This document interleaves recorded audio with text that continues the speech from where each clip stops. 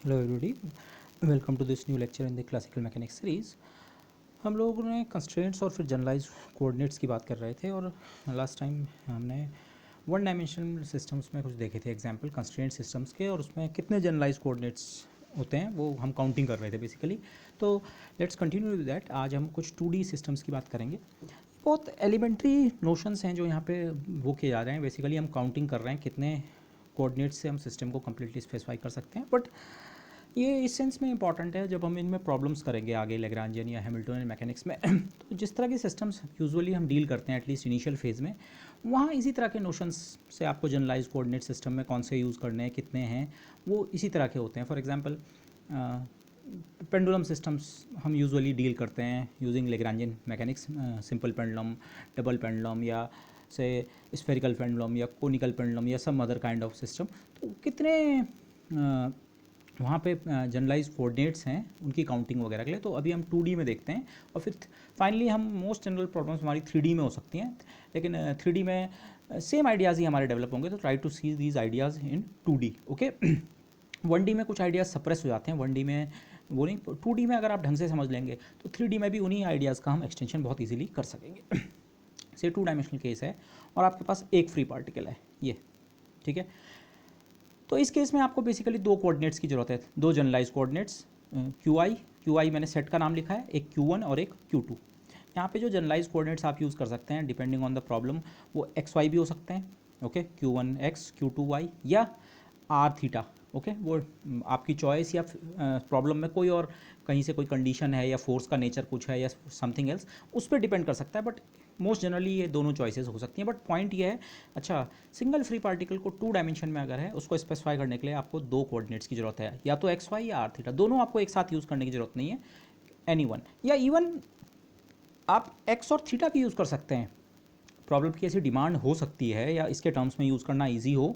Okay तो इस तरह के मिक्स्ड कोऑर्डिनेट सिस्टम्स में से भी आप मिक्स करके, हो सकता है कोऑर्डिनेट्स कहीं पे लेने पड़े, पर आपके दो से ही काम चल जाएगा। केवल दो क्वांटिटीज़, दो कोऑर्डिनेट्स स्पेसिफाई करके आप सिस्टम का पूरा कॉन्फ़िगरेशन स्पेसिफाई कर सकते हैं। ओके दिस एक्स और थीटा के टर्म्स में कैसे, क्योंकि एक्स और जो रिलेशन होता है x is equal to r cos theta, तो आर जो है एक्स अपॉन कॉस थीटा। तो अगर आप सोचें कि हाँ हम आर थीटा ये सिस्टम जो यूज़ करते थे, तो आर की वैल्यू है एक्स अपॉन कॉस थीटा और थीटा इज थीटा। तो बेसिकली ये देखिए, आर थीटा सिस्टम केवल एक्स और थीटा की वैल्यू से कंस्ट्रक्ट हो जाता है, और आर थीटा सिस्टम तो आप यूज़ कर ही सकते थे। तो केवल एक्स और थीटा को स्पेसिफाई करके भी काम चल सकता है। या दूसरी तरीके से सोचें, हाँ सिंपली सीधे ये देखिए, y और x में जो रिलेशन होता है y is equal to x tan theta होता है इन टर्म्स ऑफ थीटा। तो अगर आप एक्स वाई कोऑर्डिनेट सिस्टम सोचते हैं, उसके टर्म्स में आप सिंगल पार्टिकल को डिस्क्राइब कर सकते हैं। तो y की जगह ये सब्स्टिट्यूट कीजिए, तो केवल x और थीटा पता हूँ। ये पॉइंट ये है, कोई सा भी आप पता नहीं, और भी आर्बिट्री कुछ हो सकता है, या डिपेंडिंग ऑन द प्रॉब्लम हो सकता है आपको पैराबोलिक कोऑर्डिनेट सिस्टम यूज़ करना पड़े, या इलिप्टिकल या सम अदर, लेकिन आपको केवल जनरलाइज कोऑर्डिनेट्स फ्री पार्टिकल है अगर 2 डायमेंशन में दो ही होंगे। ओके दिस अच्छा, अब 2 डायमेंशन में ही हम हों, लेकिन माना हमारे पास सिस्टम में 2 पार्टिकल्स हैं, या इसी को फिर जनरलाइज करके से 3 पार्टिकल या 4 पार्टिकल, या in general capital n number of free particles हों, कोई कंस्ट्रेंट नहीं है। अभी पहले फ्री पार्टिकल्स देख रहे हैं ये। तो आपको यहाँ पे total number of generalise coordinates का जो सेट आपका होगा, उसमें आपको 2 times capital n number of coordinates की जरूरत पड़ेगी। एन पार्टिकल्स हैं, अगर कैपिटल एन पार्टिकल्स हैं तो 2 times capital n. Okay reason ये, एक पार्टिकल अगर आयत पार्टिकल माना है, आयत पार्टिकल है out of this n particles, एक पार्टिकल को 2 डायमेंशन में स्पेसिफाई करने के लिए, स्पेसिफाई करना मतलब उसका पोजीशन वेक्टर, ओरिजिन के रेस्पेक्ट में आप अगर उसका पोजीशन वेक्टर बना सकते हैं तो, और ये पोजीशन वेक्टर आर आई आयत पार्टिकल का, इसको स्पेसिफाई करने के लिए आपको, अगर कार्टेशियन सिस्टम आप यूज़ कर रहे हैं, आपको 2 नंबर्स x1 y1, ऐसे ही दूसरे पार्टिकल के लिए s2 y2 एंड ऐसे करते करते दिस, तो ये टोटल 2n। या कोई ज़रूरी नहीं है आप ये वाला सिस्टम यूज़ करें, आप हो सकता है पोलर कोऑर्डिनेट्स यूज़ कर रहे हो। फर्स्ट पार्टिकल के लिए आर और थीटा स्पेसिफाई कर दिया, दूसरे के लिए, तीसरे के लिए, चौथे के लिए। लेकिन पॉइंट ये है, हर पार्टिकल के लिए आपको 2 कोऑर्डिनेट्स की जरूरत है, 2 पहले के लिए, 2 दूसरे के लिए, 2 तीसरे के लिए, 2 चौथे के लिए, 2 nth के लिए। वो 2 आप एक्स वाई यूज़ करो जो सिंगल पार्टिकल में था, या आर थीटा, कोई चॉइस यहाँ पे भी है। लेकिन अगेन आप इस तरह वाले आइडिया को सोचें तो मेन पॉइंट ये है, आपको इस्तेमाल कुल मिला के 2n कोऑर्डिनेट्स करने हैं। वो मिक्स्ड भी हो सकते हैं। फॉर एग्जाम्पल मिक्सिंग कई तरीके से हो सकती है, मैंने कुछ एग्जाम्पल्स लिखे हैं। हो सकता है जैसे मैंने यहाँ पर आपको लिखा था, एक ही पार्टिकल के लिए हो सकता है आप एक्स तो कार्टेशियन का यूज़ कर रहे हो और थीटा प्लेन पोलर वाला। तो ऐसे ही हो सकता है फर्स्ट पार्टिकल, मैं केवल फर्स्ट पार्टिकल की बात कर रहा हूँ, फर्स्ट पार्टिकल के लिए x1 तो आपने उसका कार्टेशियन कोऑर्डिनेट उठाया और थीटा 1 उसका प्लेन पोलर वाले से, इससे फर्स्ट पार्टिकल की पूरी पोजीशन स्पेसिफाई हो जाएगी। और फिर सेकंड के लिए हो सकता है आपने प्योरली कार्टेशियन यूज़ किए हो, थर्ड के लिए फिर कुछ और, फोर्थ के लिए, या ऐसा भी हो सकता है फर्स्ट पार्टिकल प्योरली कार्टेशियन तरीके से डिस्क्राइब किया, दूसरे के लिए पोलर कोऑर्डिनेट्स दिस। तो वो ये सब प्रॉब्लम पे डिपेंड करता है, जो आपको एक्चुअल प्रॉब्लम दी गई है उसके हिसाब से कोऑर्डिनेट सिस्टम की चॉइस होती है। ये तो वैसे भी हम जानते हैं कि कोऑर्डिनेट सिस्टम की चॉइस प्रॉब्लम डिपेंडेंट होती है, बट पॉइंट ये है अगर आपके पास capital N number of free particles हैं 2 डायमेंशन में केवल, तो आपको 2n कोऑर्डिनेट्स की ज़रूरत पड़ेगी। ओके, तो जनरलाइज कोऑर्डिनेट जो हैं वो चॉइस कुछ भी हो, कि अब सारे कार्टेशियन हों, सारे पोलर हों, कुछ मिक्सिंग टाइप की हो, लेकिन आपको कुल मिला के 2 times capital N number of coordinates की ज़रूरत पड़ेगी। ओके, या एक यहाँ पे जो अच्छी चॉइस हो सकती है, इस तरह की चॉइस एक्चुअली थोड़ा यूज़फुल भी रहती है, माना ये है, इसमें मैंने केवल 2 पार्टिकल्स दिखाए हैं, बाकी पार्टिकल्स मैंने नहीं दिखाए। यहाँ पे जो मैं कोऑर्डिनेट सिस्टम यूज़ कर रहा हूँ वो कुछ इस तरीके का है। पहला पार्टिकल जो है, पहले आप केवल पहले पार्टिकल पे कंसंट्रेट कीजिए। इस तरह सोचिए ये n पार्टिकल सिस्टम हमने बनाना है, मतलब हर पार्टिकल की पोजीशन फिक्स करनी है, अरे ये वाला यहाँ पे है, ये वाला यहाँ पे है, उसके कोऑर्डिनेट्स की मदद से, तीसरा वाला, या कंस्ट्रेंट्स हो सकती हैं उनकी मदद से। सिस्टम के कॉन्फ़िगरेशन को स्पेसिफाई करने का यही मतलब है कि आप किसी को कॉन्फ़िगरेशन बता दें तो वो एग्जैक्टली कौन सा पार्टिकल कहाँ पे है वो बता सके। तो माना पहले पार्टिकल को तो चाहे आपने उसके कार्टेशियन या पोलर जिस भी कोऑर्डिनेट से डिस्क्राइब किया कर दिया। ये मैं पहले फर्स्ट पार्टिकल की बात कर रहा हूँ, इसके माना कार्टेशियन कोऑर्डिनेट x1 y1 है, या r और थीटा, लेकिन मैंने देखिए r और थीटा के साथ क्या लिखा है, r10 थीटा 10, जीरो नहीं है एक्चुअली, ये o है, o फॉर ओरिजिन। ओरिजिन के रेस्पेक्ट में उस पार्टिकल की डिस्टेंस, और ओरिजिन के रेस्पेक्ट में जो लाइन है, एक्स एक्सिस है जो लाइन, इसके साथ ये जो एंगल बन रहा है थीटा 10, ये स्पेसिफाई कर दीजिए 1o। ये सिंपली मैंने आर थीटा क्यों नहीं लिखा, क्योंकि यहाँ पे और आर और थीटा भी आएंगे दिस। तो इस तरह सोचिए, ये चारों आपको नहीं बताने हैं, ये अगेन ये वाली चॉइस है कि आप कार्टेशियन में वर्क करते हैं या पोलर में। तो पहले पार्टिकल के लिए माना इनमें से जो भी आपने सिस्टम, आपको सहूलियत थी प्रॉब्लम के हिसाब से, आपने कोई 2 स्पेसिफाई कर दिए। इवन आप मिक्स करके भी स्पेसिफाई कर सकते हैं जैसे मैंने आपको यहाँ पे बताया, लेकिन यहाँ से आपको कुल मिला के केवल 2 चाहिए। अब आप सेकंड पार्टिकल पे आइए, तो सेकंड पार्टिकल की पोजीशन को स्पेसिफाई करने का एक तरीका और हो सकता है। एक तरीका तो हम यहाँ ऊपर डिस्क्राइब कर रहे थे कि ओरिजिन के रेस्पेक्ट में उसके कार्टेशियन कोऑर्डिनेट्स या ओरिजिन के रेस्पेक्ट में उसके पोलर कोऑर्डिनेट्स, लेकिन आप एक काम और कर सकते हैं, क्योंकि अब आप पहले पार्टिकल को लोकेट कर चुके हैं, तो आप इस पॉइंट के से पोलर कोऑर्डिनेट्स जो हैं इस पॉइंट के रेस्पेक्ट में बताइए। मतलब इस पॉइंट के पोलर कोऑर्डिनेट्स इस पॉइंट के रेस्पेक्ट में का मतलब क्या है, ये वाली डिस्टेंस अगर आप स्पेसिफाई कर दें, जिस डिस्टेंस को मैंने लिखा है, जिस वेक्टर को मैंने लिखा है r21, अगर मैं ये r21 वेक्टर किसी को बता दूं, ये वाला पॉइंट हम लोकेट कर चुके हैं। इसको इस तरह सोचिए, जब हमने ये 2 या ये 2 नंबर बताए तो आपको पहले पार्टिकल की पोजीशन पता लग गई, माना आपने उसके लिए डॉट बना दिया, हाँ पहला पार्टिकल इस समय यहाँ पे है। उसके बाद अगर आपको किसी तरीके से ये वाला वेक्टर पता लग जाए, ये ओरिजिन के रेस्पेक्ट में पार्टिकल नंबर 2 का वेक्टर नहीं है, ये फर्स्ट वाले पार्टिकल के रेस्पेक्ट में, लेकिन अगर ये भी आपको पता लग गया कि r21 वेक्टर यहाँ पे शुरू होकर यहाँ ख़त्म होता है यहाँ, तो आपको पता लग गया सेकंड पार्टिकल यहाँ पे होना चाहिए। और r21 को हम स्पेसिफाई कैसे करेंगे, इसकी डिस्टेंस, इसकी लेंथ, और इसका से ये एक्स एक्सिस के पैरेलल लाइन को मैं एक्स एक्सिस ही कह रहा हूँ, एक्स एक्सिस के साथ इसका एंगल। तो अगर अब मैं रेड वाला वेक्टर भी स्पेसिफाई कर दूँ यूजिंग r एंड थीटा, तो उसी चीज़ को मैंने लिखा है r21, ये लेंथ का मैग्नीट्यूड और ये एंगल, इसीलिए मैंने इस एंगल को थीटा 21 लिखा है। ये थीटा ओरिजिन के रेस्पेक्ट में इस पॉइंट का थीटा नहीं है। अगर आप इस पॉइंट का ओरिजिन के रेस्पेक्ट में r और थीटा लिखते, जो कि हमने जैसे यहाँ लिखा था, यहाँ r2 और थीटा 2 का सेंस ये था, माना ये पार्टिकल नंबर 2 है, इसकी लाइन को ओरिजिन से ज्वाइन करो, ओरिजिन से जो इसकी डिस्टेंस है वो r2 है, इस समय जो एक्स एक्सिस के साथ ये एंगल है ये थीटा 2 है। लेकिन कभी कभी इस तरह का स्पेसिफिकेशन भी अच्छा रहता है, यूज़फुल हो सकता है। आप एक पार्टिकल की पोजीशन तो जिस भी तरीके से बताई, या उसके और तरीके भी हो सकते हैं, लेकिन ये, और दूसरे पार्टिकल की पोजीशन एक्चुअली आपने पहले पार्टिकल के रेस्पेक्ट में बताई है। इस पार्टिकल से इतनी दूर है r21, 2 वाले पार्टिकल की डिस्टेंस 1 से, ओरिजिन से नहीं 1 से, और थीटा 21 भी उसी सेंस में लिखा है। थीटा 21 मतलब 2 पार्टिकल को 1 पार्टिकल से ज्वाइन करने वाली जो लाइन है वो एक्स एक्सिस या उसके पैरेलल किसी लाइन के साथ कितने एंगल पे है। ओके, तो ये, इसे आप कह सकते हैं हमने सेकंड पार्टिकल को ओरिजिन के रेस्पेक्ट में स्पेसिफाई नहीं किया, फर्स्ट पार्टिकल के रेस्पेक्ट में उसके रिलेटिव हमने स्पेसिफाई किया है। और ये आइडिया आप आगे भी बढ़ा सकते हैं। माना सिस्टम में एक थर्ड पार्टिकल भी है, तो अगेन आप इस थर्ड पार्टिकल के लिए जो कोऑर्डिनेट्स यूज़ कर सकते हैं, या तो इसकी पोजीशन को ओरिजिन के रेस्पेक्ट में बता दीजिए। ओरिजिन के रेस्पेक्ट में बताने का मतलब या तो उसके लिए कार्टेशियन कोऑर्डिनेट्स यूज़ कर लीजिए x3 y3, या ओरिजिन के साथ इसको ज्वाइन करने वाली जो लाइन है उसकी डिस्टेंस और ये एंगल r3 θ3 फॉर एग्जांपल, या इसी पार्टिकल की पोजीशन को या तो आप इस पार्टिकल नंबर 1 या पार्टिकल नंबर 2 के रेस्पेक्ट में भी बताने की कोशिश कर सकते हैं। All these are equivalent descriptions. Okay, तो डिपेंडिंग ऑन द प्रॉब्लम ये सब चीज़ें हम करते हैं, इनफैक्ट आप करते आए हैं, बट पॉइंट ये ध्यान रखना है आपको, आप डिस्क्रिप्शन किसी भी तरीके से करें, मिनिमम नंबर ऑफ कोऑर्डिनेट्स की जरूरत आपको जो पड़ने वाली है, अगर n पार्टिकल्स हैं और सब के सब फ्री हैं आपस में, तो you need cap 2 times capital N number of coordinates. Okay, जैसे यहाँ पे जस्ट ये नोट किया है, इसको मैं भी यहाँ पे और डिस्कस नहीं करूँगा। जैसे टू बॉडी सिस्टम हमारे पास होता है, अगर सिस्टम में दो ही पार्टिकल्स हों, केवल दो, हायर नहीं है, दो पार्टिकल्स हों, तो फ्रीक्वेंटली हम जिसे हम सेंटर ऑफ मास कोऑर्डिनेट्स और रिलेटिव कोऑर्डिनेट्स, वो सिस्टम कई बार यूज़ करते हैं।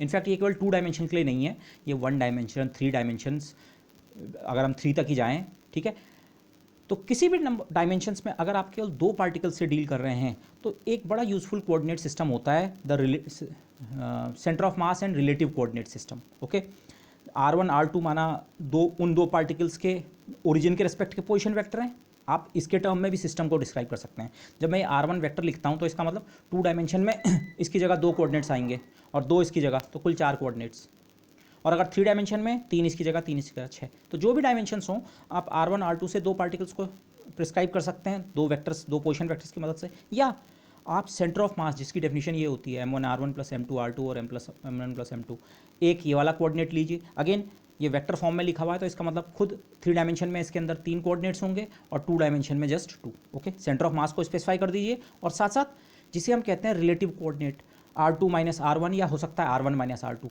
पहले पार्टिकल के रेस्पेक्ट में दूसरा पार्टिकल कहाँ है। ओके, तो से आपके पास सिंपली ये थे, दो पार्टिकल्स थे, तो इस सिस्टम को डिस्क्राइब करने के दो तरीके हैं, ये या तो आप ये वाला और ये वाला पोजीशन वेक्टर बता दीजिए, या एक ट्रिक जो हम मोस्ट और कॉमनली यूज़ करते हैं, हम इस सिस्टम का सेंटर ऑफ मास स्पेसिफाई करते हैं। सेंटर ऑफ मास इन दोनों मासेस का, इनके लाइन जॉइनिंग के अलॉन्ग होगा। हो सकता है इन दोनों का सेंटर ऑफ मास यहाँ पे लाई कर रहा हो सकता है ये मास मैसिव हो, ज़्यादा बड़ा हो, तो हो सकता है सेंटर ऑफ मास इस पार्टिकल के ज़्यादा करीब हो। तो एक आप अगर इस पॉइंट का पोजीशन वेक्टर बता दें RCM, जो कि आप इस मैथमेटिक्स से बता सकते हैं, और साथ साथ एक रिलेटिव कोऑर्डिनेट मतलब बेसिकली ये वाला वेक्टर, सेकंड पार्टिकल फर्स्ट के रेस्पेक्ट में कहाँ पे है, ये वाला, इस तरह का वेक्टर, तो तभी भी आप सिस्टम को पूरी तरह डिस्क्राइब कर सकते हैं। सिंपली आप इसे मैथमेटिकल इक्वेशन की तरह सोचें। पहले आपके दो वेरिएबल्स थे R1 R2 के टर्म में एक वेरिएबल RCM, R1 R2 के टर्म में एक दूसरा variable this R relative coordinate. तो इन दो वेरिएबल्स के बजाय अगर हम ये दो वेरिएबल्स यूज़ करें, और जिन्हें मैं दो कह रहा हूँ वो असल में 3 डायमेंशन में 6 हैं, 3 इसके अंदर 3 इसके अंदर, but the idea carries on. Okay, तो ये भी हम यूजुअली करते हैं। फॉर एग्जांपल, आप में से जिन लोगों ने क्वांटम मैकेनिक्स में हाइड्रोजन एटम सॉल्व किया है, तो हाइड्रोजन एटम में हमारा इंटरेस्ट केवल रिलेटिव मोशन में होता है। रिलेटिव मोशन का मतलब इलेक्ट्रॉन का न्यूक्लियस के रेस्पेक्ट में मोशन किस तरीके का है। ओके, तो वहाँ पे इस तरह का, जिसे हम सेपरेशन ऑफ वेरिएबल भी कहते हैं कई बार, कि पहले सेंटर ऑफ मास मोशन को और रिलेटिव मोशन को हम अलग कर दें, तो वहाँ पे इस तरह के कोऑर्डिनेट सिस्टम्स हम बहुत फ्रीक्वेंटली यूज़ करते हैं। Okay, this. अच्छा, अब एक और एग्जांपल लेते हैं 2 डायमेंशन में। ये हमने पहले भी डिस्कस किया था, बट अगेन थोड़ा और उसमें देखते हैं। आपके पास single particle again, but it is constraint to move on a circle. एक सर्किल है, से रेडियस a का, पार्टिकल 2 डायमेंशन में उस पर रिस्ट्रिक्शन ये है, फ्री नहीं है, अब वो केवल इस सर्किल में कहीं पे रह सकता है। इस सर्किल में कहीं पे रह सकता है मतलब एक्सटर्नल फोर्स के कारण मोशन तो कर रहा है, बट वो इस सर्किल के अलावा कहीं और नहीं पाया जा सकता है। तो कंस्ट्रेंट है बेसिकली ये। तो बेसिकली इसका मीनिंग क्या है, पार्टिकल का पोजीशन वेक्टर R जो है, किसी टाइम ऐसा हो सकता है, किसी टाइम ऐसा हो सकता है, कभी ऐसा भी हो सकता है, ऐसा भी हो सकता है। पोजीशन वेक्टर वेरी कर सकता है, पर पोजीशन वेक्टर का मैग्नीट्यूड हमेशा a के बराबर रहेगा। डिस्टेंस फ्रॉम द सेंटर जिसे आप कहते हैं, वो a के बराबर रहेगी। डायरेक्शन कहीं भी हो सकती है। ये R वेक्टर इधर इधर इधर इधर, ये सर्किल में माना लगातार चलिए घूम ही रहा है, तो पोजीशन वेक्टर पॉइंट तो कहीं भी कर सकता है, पर उसका मैग्नीट्यूड हमेशा क्या होगा। अब इस सिस्टम में जरा देखते हैं, अगर ये पार्टिकल फ्री होता, कंस्ट्रेंट नहीं होती, तो फ्री पार्टिकल को डिस्क्राइब करने के लिए आपको दो कोऑर्डिनेट्स की जरूरत पड़ती। आप कार्टेशियन सिस्टम यूज़ करते तो प्रॉब्ली XY, और या आप पोलर कोऑर्डिनेट यूज़ कर सकते थे RN थीटा। अगर फ्री होता, अभी मैं फ्री से ला रहा हूँ इस सिचुएशन को, लेकिन अब सिस्टम में एक कंस्ट्रेंट है। अगर आप कार्टेशियन में वर्क कर रहे होते तो वो कंस्ट्रेंट की इक्वेशन आप ये लिखते, x square plus y square equal to a square. Particle जहाँ भी रहे इस सर्किल में, वो यहाँ पे रहे, चाहे यहाँ रहे, चाहे यहाँ रहे, चाहे यहाँ कहीं भी, उस समय उसके जो एक्स और वाई कोऑर्डिनेट्स हैं उनके बीच ये रिलेशन होगा, इक्वेशन ऑफ सर्कल। और इसके बजाय कोई जरूरी नहीं आप कार्टेशियन में काम करते रहे हो, इसके बजाय अगर आप प्लेन पोलर कोऑर्डिनेट्स में काम कर रहे थे तो इसी सर्किल की जो इक्वेशन है, बेसिकली इक्वेशन ऑफ कंस्ट्रेंट इस समय सर्किल की इक्वेशन है। सर्किल पे रहने को आपने कंस्ट्रेंट किया है तो वही वो है। तो पोलर कोऑर्डिनेट्स में ये इक्वेशन होती है सर्किल की, या सिंपली आप समझिए हाँ यही तो कंडीशन हमने इम्पोज कर रखी है भाई, पार्टिकल रहे कहीं भी पर ओरिजिन से उसकी जो डिस्टेंस है, आर ओरिजिन से डिस्टेंस होती है इज इक्वल टू ए, आपने इतने पे फिक्स कर रखा है। तो यहाँ से देखिए, तो अगर माना पहले कार्टेशियन में ही आप देख लें, चलो हम डिस्क्रिप्शन कार्टेशियन में ही कर रहे थे पहले, तो अब आप देखिए एक्स और वाई आपस में रिलेटेड हैं, मतलब वाई पता है तो एक्स पता लग जाता है, या एक्स पता है तो वाई, दोनों एक दूसरे से इंडिपेंडेंट नहीं हैं। इनफैक्ट ये माना मैंने एक्स को अपना जनरलाइज कोऑर्डिनेट ले लिया, केवल इस सिस्टम में मुझे केवल एक जनरलाइज कोऑर्डिनेट की ज़रूरत है, उसे मैं एक्स ले सकता हूँ या कोई दूसरा व्यक्ति वाई भी ले सकता है, दोनों एक साथ लेने की ज़रूरत नहीं है। पर तो माना मैंने एक्स को की वैल्यू, मुझे अगर पार्टिकल को डिस्क्राइब करने के लिए मुझे केवल एक्स की वैल्यू पता लग जाए तो उस एक्स की वैल्यू को यहाँ यूज़ करके वाई की वैल्यू तो अपने आप निकल आएगी। तो मुझे दो कोऑर्डिनेट्स की ज़रूरत नहीं है, ज़रूरत केवल एक ही की है। अब आप उसे एक्स भी ले सकते हैं या वाई भी, मैं एक्स को लेके चलूँगा, वाई को नहीं। लेकिन अगर आप पोलर कोऑर्डिनेट्स की तरह सोचें इस प्रॉब्लम को, तो अगर पार्टिकल फ्री होता तो उसका आर और थीटा कुछ भी हो सकता था, लेकिन जब आपने उसके आर को फिक्स कर दिया, कंस्ट्रेंट कर दिया कि सर्किल पे मूव करेगा, तो फिर आपको केवल उसका क्या बताना है, थीटा। जनरलाइज कोऑर्डिनेट के लिए आप simply theta. Polar coordinate system आप सोचिए, पोलर कोऑर्डिनेट सिस्टम में अगर आप वर्क कर रहे हैं तो अब की बार आपको आर स्पेसिफाई करने की ज़रूरत नहीं है, क्योंकि आर तो फिक्स्ड है, कंस्ट्रेंट ने फिक्स कर दिया। तो इधर वे अगेन आप देख रहे हैं एक ही कोऑर्डिनेट की ज़रूरत है। फॉर एग्जांपल कार्टेशियन में वर्क करें तो से एक्स, और पोलर में काम करें तो थीटा। ओके, बट अब एक यहाँ पे पॉइंट देखिए, ये बहुत ट्रिवियल एग्जांपल है, लेकिन यहाँ पे पिछले केसेस तक मैंने कहा आप कोई भी कोऑर्डिनेट सिस्टम यूज़ करें इक्विवेलेंट है, उतने ही कोऑर्डिनेट्स की ज़रूरत पड़नी है, 2n की ज़रूरत पड़नी है, आप एक्स वाई यूज़ करो, आर थीटा यूज़ करो, मिक्स करके यूज़ करो। बट इस एग्जांपल में एक चीज़ देखिए, मैंने यहाँ पे ये चीज़ लिखी है, ये वाली जो चॉइस है q इक्वल टू थीटा के साथ वर्क करना is better than q equal to x. Cartesian, इसको पूरी तरह कार्टेशियन नहीं बोलना चाहिए, क्योंकि कार्टेशियन में से एक कोऑर्डिनेट सप्रेस हो चुका है, सप्रेस मतलब उसको वो दूसरे से रिलेटेड है, लेकिन फिर भी मैं इसे कार्टेशियन कह रहा हूँ। और ये पोलर, इस समय पोलर से के साथ वर्क करना बेटर है एज कंपेयर टू कार्टेशियन। क्यों? वो सिंपली आप इस फिगर से समझने की कोशिश कीजिए। माना आप कार्टेशियन सिस्टम में वर्क कर रहे हैं और आपने कहा अच्छा, लेकिन कार्टेशियन में मुझे एक्स वाई दोनों की ज़रूरत नहीं है, क्योंकि एक्स और वाई के बीच तो ये रिलेशन है, तो मुझे केवल एक्स कोऑर्डिनेट पता लग जाएगा पार्टिकल का, तो मुझे पार्टिकल की पोजीशन पूरी तरह से पता लग जाएगी। बट यहाँ पे एक इशू ये आता है, अगर आप इस इक्वेशन को, इक्वेशन ऑफ कंस्ट्रेंट को वाई के लिए सॉल्व करें तो वाई बनता है square root of a square minus x square. But square root तो पॉजिटिव और नेगेटिव दोनों हो सकता है। एक्स की एक वैल्यू के लिए हम केवल एक्स से पार्टिकल की पोजीशन को अगर स्पेसिफाई करना चाह रहे हैं तो एक्स की एक वैल्यू के करस्पॉन्डिंग वाई की दो वैल्यू मिलती हैं। मैग्नीट्यूड बराबर होता है पर एक प्लस और एक माइनस। इसको इस फिगर से बड़े आराम से आप समझ सकते हैं। एक कंस्ट्रेंट तो ये पहले से लगी हुई है कि पार्टिकल इस सर्किल में ही कहीं होगा, पार्टिकल यहाँ नहीं हो सकता, यहाँ नहीं हो सकता, यहाँ नहीं हो सकता है, होगा सर्किल पे ही। वो इक्वेशन ऑफ कंस्ट्रेंट ने हमें बता रखा है। उसके अलावा माना आपको अगर एक्स की पोजीशन बता भी जाए, एक्स की वैल्यू बता भी दी जाए, आप कह रहे हैं सिस्टम को डिस्क्राइब करने के लिए मुझे केवल एक कोऑर्डिनेट चाहिए, माना एक्स, तो चलिए एक्स की वैल्यू आपको बता दी, एक्स बराबर सम सी, ठीक है। एक्स बराबर सी बेसिकली एक स्ट्रेट लाइन की इक्वेशन होती है। आप केवल एक्स इक्वल टू सी सोचिए, अभी थोड़ी देर के लिए कंस्ट्रेंट भूल जाइए। माना एक्स इक्वल टू 3, तो अगर आपको बता रखा है कि पार्टिकल एक्स इक्वल टू 3 पे है, तो वो पार्टिकल इस रेड लाइन पे कहीं भी हो सकता है, क्योंकि इस पूरी रेड लाइन के लिए, इस पॉइंट के लिए भी x बराबर 3 है, हाँ साथ में y 0 है, पर अभी हम दूसरी y को देख ही नहीं रहे। इस पॉइंट पे भी x बराबर 3 है, हो सकता है y की वैल्यू 1, इस पॉइंट पे x बराबर 3, y बराबर 5, और ऊपर जाएं तो इस पूरी स्ट्रेट वर्टिकल लाइन पे x की वैल्यू कितनी है, 3। तो अब x equal to c vertical straight line. लेकिन आप साथ में ये नॉलेज यूज़ कर रहे हैं, नहीं हमें ये भी बता रखा है कि पार्टिकल हमेशा एक इस a रेडियस के सर्किल में रहता है, a रेडियस का सर्किल। तो अब आप इस लाइन और इस सर्किल का इंटरसेक्शन देखिए, आपको 2 पॉइंट्स मिलते हैं। ये दोनों पॉइंट्स इस कंडीशन को भी सेटिस्फाई कर रहे हैं, सर्किल में लाई कर रहे हैं, और इन दोनों पॉइंट्स के लिए x की वैल्यू c, फॉर एग्जांपल 3 के बराबर है, तो अब आप पॉइंट इसे मानेंगे कि इसे मानेंगे? अब इन दोनों पॉइंट्स में डिफरेंस क्या है? इस पॉइंट के लिए x की वैल्यू c, ये जो यहाँ से मिली है, और y की वैल्यू ये पॉजिटिव वाला स्क्वायर रूट, और इस पॉइंट के लिए x की वैल्यू c और y की वैल्यू नेगेटिव वाला स्क्वायर रूट। तो पोलर यहाँ पे जब हमने पार्टिकल को सर्कल पे कंस्ट्रेंट किया है, q equal to x coordinate को यूज़ करने में फिर भी एक समस्या है। q इक्वल टू एक्स को यूज़ करने में एक्चुअली पार्टिकल की पोजीशन पूरी तरह स्पेसिफाई नहीं हो रही है। आप सिंपली ये सोचिए, माना इस सर्कल का रेडियस 5 है, a बराबर 5 है, बड़ा सर्कल है, और मैंने आपको कहा पार्टिकल इस सर्कल में है लेकिन उसका x कोऑर्डिनेट 3 है, तो स्टिल आपके पास कन्फ्यूज़न है, क्योंकि इस पॉइंट के लिए, सर्कल के इस पॉइंट के लिए भी x बराबर 3 है और सर्कल के इस पॉइंट के लिए भी x बराबर 3 है। तो जनरलाइज कोऑर्डिनेट की डेफिनेशन ध्यान कीजिए, मिनिमम नंबर ऑफ कोऑर्डिनेट्स जिससे सिस्टम का जो डिस्क्रिप्शन है बिना एम्बिग्यूटी के, आपको बिना किसी विवाद के आपके दिमाग में क्लियर हो जाना चाहिए।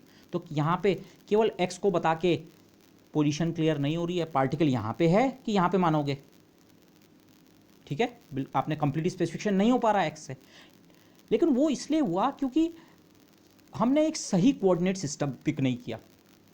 जनरलाइज कोऑर्डिनेट इस सिस्टम के लिए एक ही, आप ये ना सोचें कि इस सिस्टम में केवल x से स्पेसिफिकेशन नहीं हो सकता है, मुझे 2 नंबर्स या 2 कोऑर्डिनेट्स बताने पड़ेंगे। एक्चुअली इस केस के लिए ये वाला कोऑर्डिनेट सिस्टम ज़्यादा अच्छा नहीं है। इस केस के लिए अगर आप थीटा बताएं, पार्टिकल ओरिजिन से, हमें एक तो पता ही है ए रेडियस के सर्कल में, अगर आपने पार्टिकल का एक्स एक्सिस के रेस्पेक्ट में एंगल बता दिया, एंगुलर पोजीशन बता दी कि वो 40 डिग्री वाली लाइन के अलॉन्ग है, तो आपको 40 डिग्री वाली लाइन, लेकिन 40 डिग्री वाली लाइन पे वो यहाँ नहीं हो सकता क्योंकि हमें ये बता रखा है वो सर्कल में है, तो वो कहाँ पे होगा? यहाँ पे। यूनिक स्पेसिफिकेशन हो गया। आपने थीटा की वैल्यू बताई 200 डिग्री, 180 है, 200 डिग्री, ये 200 डिग्री वाली लाइन के अलॉन्ग, लेकिन यहाँ पे नहीं, यहाँ पे नहीं, यहाँ पे नहीं। क्यों? ये कंस्ट्रेंट की इक्वेशन का भी ध्यान रखना है, और कंस्ट्रेंट की इक्वेशन का ध्यान रखा और 200 डिग्री वाली लाइन, तो एक यूनिक, केवल थीटा बता के जनरलाइज कोऑर्डिनेट के लिए अगर थीटा यूज़ करें, पार्टिकल की पोजीशन को केवल थीटा से स्पेसिफाई करें, तो बड़े अच्छे से काम हो रहा है। अच्छे से का मेरा मतलब, केवल एक्स को कोऑर्डिनेट की तरह यूज़ करने पे एक्चुअली वाई कोऑर्डिनेट की वैल्यू में स्टिल एक एम्बिग्यूटी रहती है, प्लस या माइनस साइन वाली। लेकिन अगर इस केस में थीटा कोऑर्डिनेट को यूज़ कर लें, तो इसी चीज़ को मैंने यहाँ पे लिखा था और ऐसा हुआ क्यों? इस प्रॉब्लम में आप देख रहे हैं सर्कुलर सिमेट्री, आर और थीटा कोऑर्डिनेट सिस्टम, ध्यान कीजिए, आर और theta coordinate system circular symmetry को रेस्पेक्ट करने के लिए बने हैं। तो इसीलिए कंस्ट्रेंट की इक्वेशन को अप्लाई करने के बाद आर कोऑर्डिनेट की तो हमें ज़रूरत नहीं है, लेकिन अगर हम थीटा कोऑर्डिनेट को यूज़ करके स्पेसिफाई कर रहे हैं पार्टिकल की पोजीशन, तो वो इस वाले से बेटर है। ओके, तो यही चीज़ मैंने यहाँ पे समझाने की कोशिश की है। 10, इस चीज़ को मैंने ऐसे लिखा है, 10 even within the minimum set of generalise coordinates. माना आपको पता लग गया इस सिस्टम को डिस्क्राइब करने के लिए केवल एक कोऑर्डिनेट की जरूरत है, तो फिर हम सोच रहे थे क्या वो कोऑर्डिनेट एक्स ले सकते हैं या वो कोऑर्डिनेट थीटा लें। पिछले केस तक मैं जो आपको एग्जांपल दे रहा था, मैं कुछ इस तरह से लिख रहा था कि x1 y1 x2 y2, मैं कॉमन नहीं लगा रहा हूँ, ये यूज़ करो, या r1 theta 1 r2 theta, possibly ये दोनों इक्विवेलेंट हैं। पर इस प्रॉब्लम में आप देख रहे हैं नहीं, इस पर्टिकुलर प्रॉब्लम में ये वाला सिस्टम फिर भी इतना अच्छा नहीं है, ये वाला बड़ा यूज़फुल है। ओके, यूज़फुल मतलब इसी को यूज़ करना चाहिए स्पेसिफिकली इस केस में। ये एम्बिग्यूटी नहीं रखता है, जबकि इसमें विवाद की स्थिति हो सकती है, पार्टिकल यहाँ पे कि यहाँ पे, केवल x से पूरी तरह स्पेसिफिकेशन नहीं हो पा रहा है। Okay, this so thus even within the minimum set of generalized coordinates a good choice of coordinates might be needed. good choice of coordinate मतलब जैसे इस समय बोलूँगा this is a good choice, this is not that good a choice, मैं bad भी नहीं कह रहा हूँ but not that good a choice. इसको अवॉइड करने के कोई तरीके हो सकते हैं, लेकिन not that good a choice. Okay, और फिर मैंने और ब्रैकेट में और चीज़ भी लिखी है। गुड चॉइस यूजुअली कैसे डिटेक्ट होती है, कैसे पता लगेगा कौन सा system of coordinates good choice है इस केस के लिए? हमें ये तो पता लग गया, माना किसी सिस्टम के लिए हमें 5 जनरलाइज कोऑर्डिनेट्स की जरूरत है, 5 से ज़्यादा की जरूरत नहीं है, पर वो 5 कौन से पिक करने हैं? क्या पाँचों के पाँचों कार्टेशियन, या पाँचों के पाँचों पोलर में से, या कुछ कार्टेशियन कुछ पोलर? ये सब डिपेंड करता है, वो प्रॉब्लम के हिसाब से अडेप्टेड कोऑर्डिनेट्स आपको लेने पड़ेंगे। अडेप्टेड्स का सिंपल सेंस है प्रॉब्लम की सिमेट्री। प्रॉब्लम को देखते हुए आपको कोऑर्डिनेट सिस्टम अडेप्ट करना पड़ सकता है। ओके, जनरलाइज कोऑर्डिनेट, मैंने पीछे भी ये चीज़ कही थी, जनरलाइज कोऑर्डिनेट्स का पहला नोशन तो ये है कितने मिनिमम कोऑर्डिनेट्स चाहिए, नंबर से मतलब है। बट नंबर के बाद फिर दूसरी चीज़ ये भी आती है, नंबर के बाद भी इस केस में कार्टेशियंस से काम नहीं चलेगा, पोलर में का यूज़ करो, आर की जरूरत नहीं है, केवल थीटा से। ओके दिस तो आपका जनरलाइज कोऑर्डिनेट्स को पिक करने का मतलब एक ये भी होता है, मिनिमम नंबर तो हैं पर वो कौन सा सेट ऑफ कोऑर्डिनेट्स आपको यूज़ करना है ताकि सिस्टम का कन्फिग्रेशन में कोई कन्फ्यूज़न ना रहे। ओके दिस अच्छा, यहीं पे एक चीज़ और देख लें, ये हम पीछे डिस्कस कर चुके हैं पर यहाँ पे देख लें, नॉन होलोनोमिक कंस्ट्रेंट्स से हमारे कोऑर्डिनेट्स के नंबर में कमी नहीं आती। माना कंस्ट्रेंट इस तरह की होती कि x square plus y square greater than a square या r greater than equal to a, simply particle हमेशा सर्कल से बाहर रहेगा, ए रेडियस के सर्कल से बाहर रहेगा। तो लेकिन ए रेडियस के सर्कल से बाहर तो वो यहाँ भी रह सकता है, यहाँ भी रह सकता है, यहाँ भी रह सकता है, यहाँ यहाँ यहाँ यहाँ यहाँ।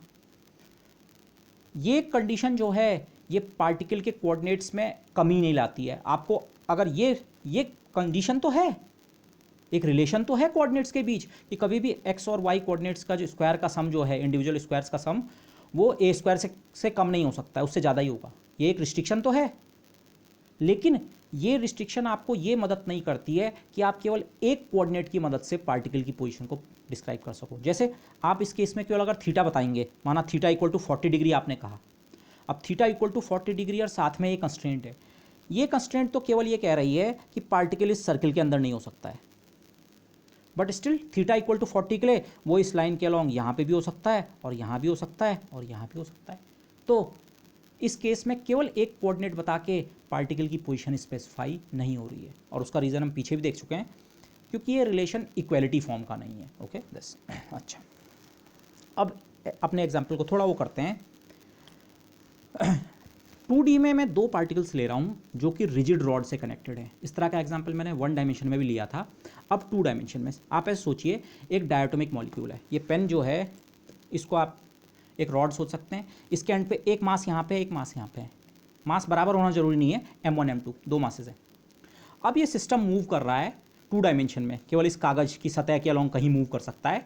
मूव करने का मतलब ऐसा नहीं है ये ऐसे भी जा सकता है, पहले यहाँ ऐसा रहा हो, बाद में इस पॉइंट पे गया और ऐसे रोटेट भी हो गया, लेकिन 3 डायमेंशन में नहीं जाएगा, केवल 2 डायमेंशन में किसी तरह से है। तो ऐसा अगर एक सिस्टम है तो इसको डिस्क्राइब करने के लिए कितने कोऑर्डिनेट्स की जरूरत पड़ेगी, लेट्स सी।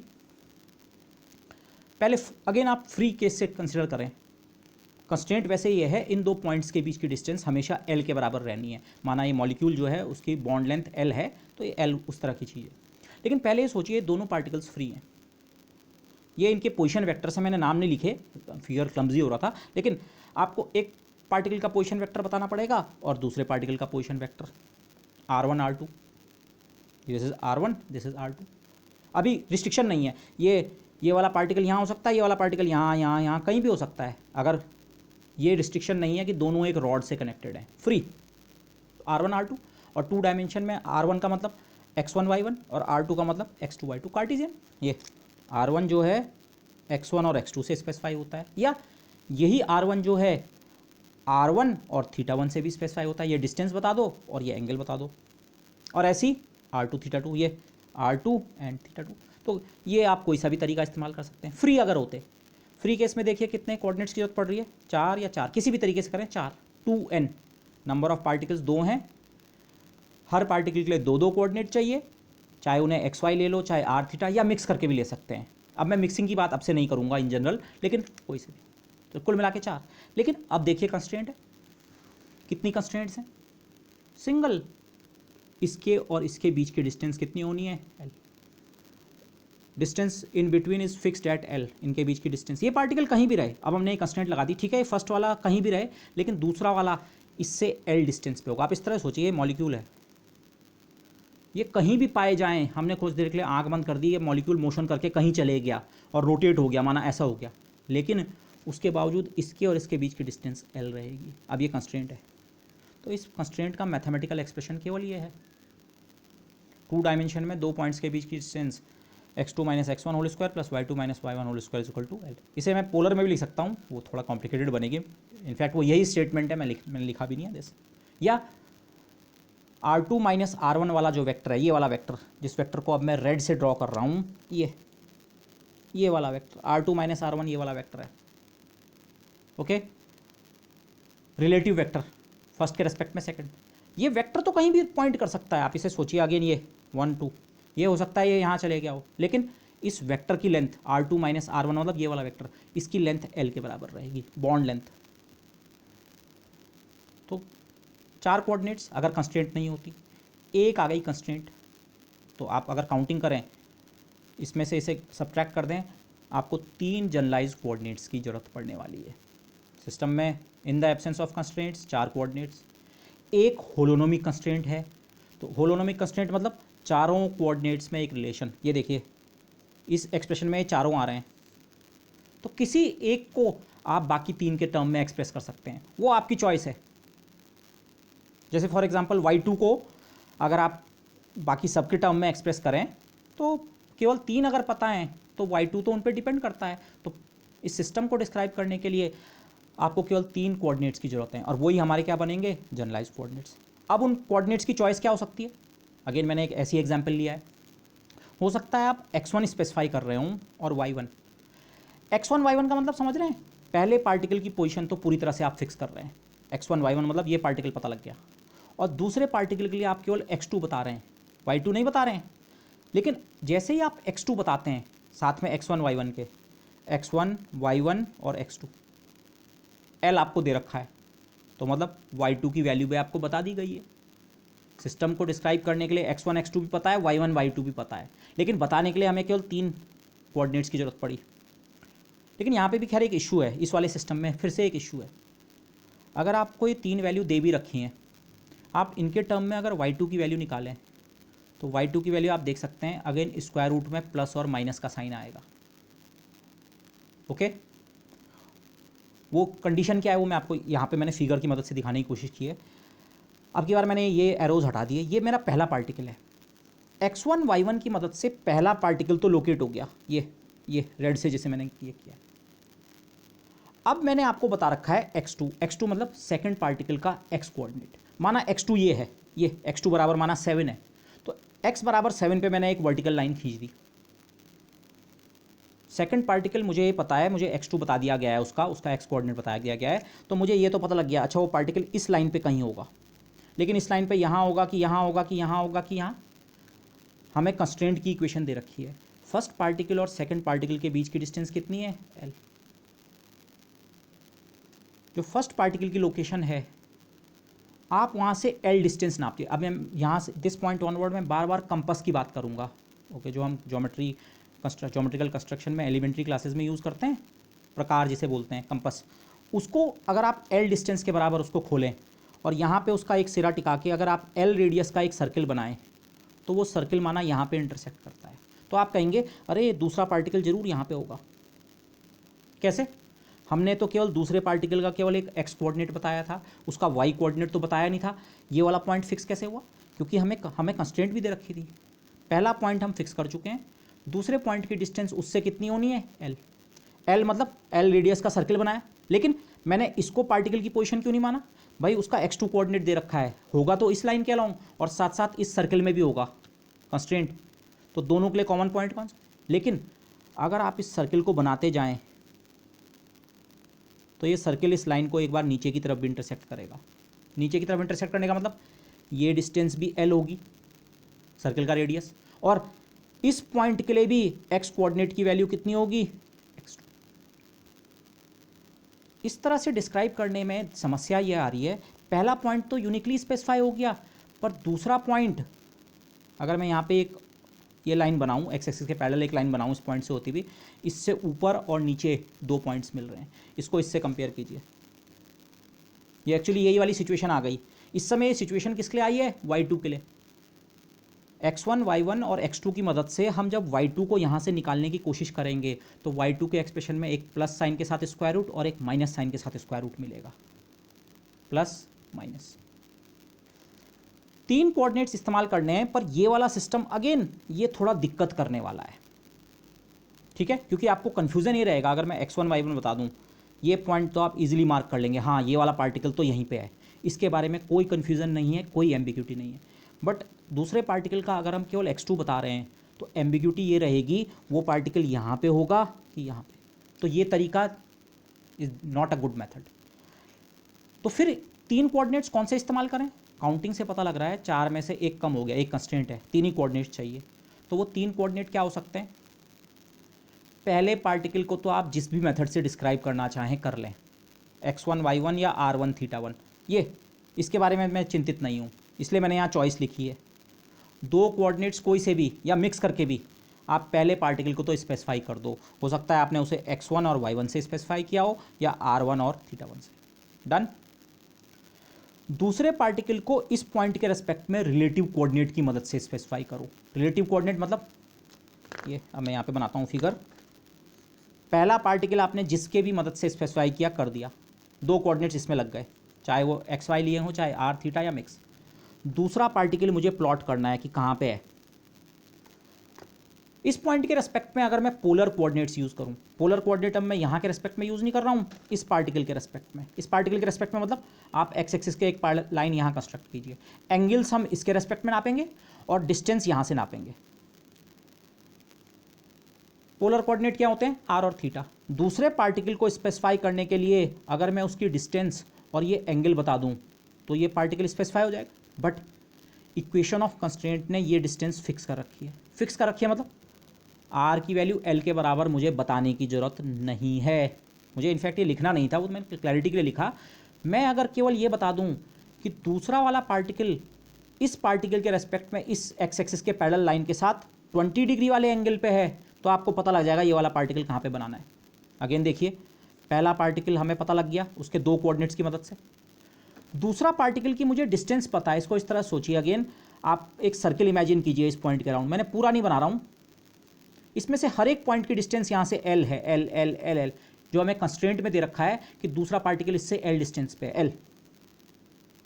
लेकिन अब इनमें से एग्जैक्टली कौन से वाले पॉइंट पे पार्टिकल है उसको स्पेसिफाई करने के लिए केवल ये एंगल बता दो। इस एंगल को अगेन मैंने θ21 इसीलिए लिखा है, सेकंड पार्टिकल का एंगल फर्स्ट पार्टिकल के रेस्पेक्ट में। मतलब ये माना 20 डिग्री आपको बताया गया है, तो 20 डिग्री वाली लाइन के अलॉन्ग ये वाला जो पॉइंट है।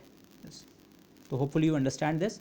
These are very elementary ideas, पर एलिमेंट्री प्रॉब्लम्स में आपको इसी तरह के नोशंस की जरूरत पड़ती है। तो जो 3 कोऑर्डिनेट्स मुझे यूज़ करने हैं, शुरू के 2 कोऑर्डिनेट अगर और कोई रिस्ट्रिक्शन नहीं है, एक्स वाई यूज़ करो या आर थीटा फर्स्ट के लिए, लेकिन सेकंड पार्टिकल को डिस्क्राइब करने के लिए आपको केवल उसकी एंगुलर पोजीशन बतानी है with respect to this point. वो आप बता देंगे तो ये वाला पार्टिकल भी कंप्लीटली स्पेसिफाई हो जाएगा। और इस केस में एम्बिग्यूटी भी नहीं होगी।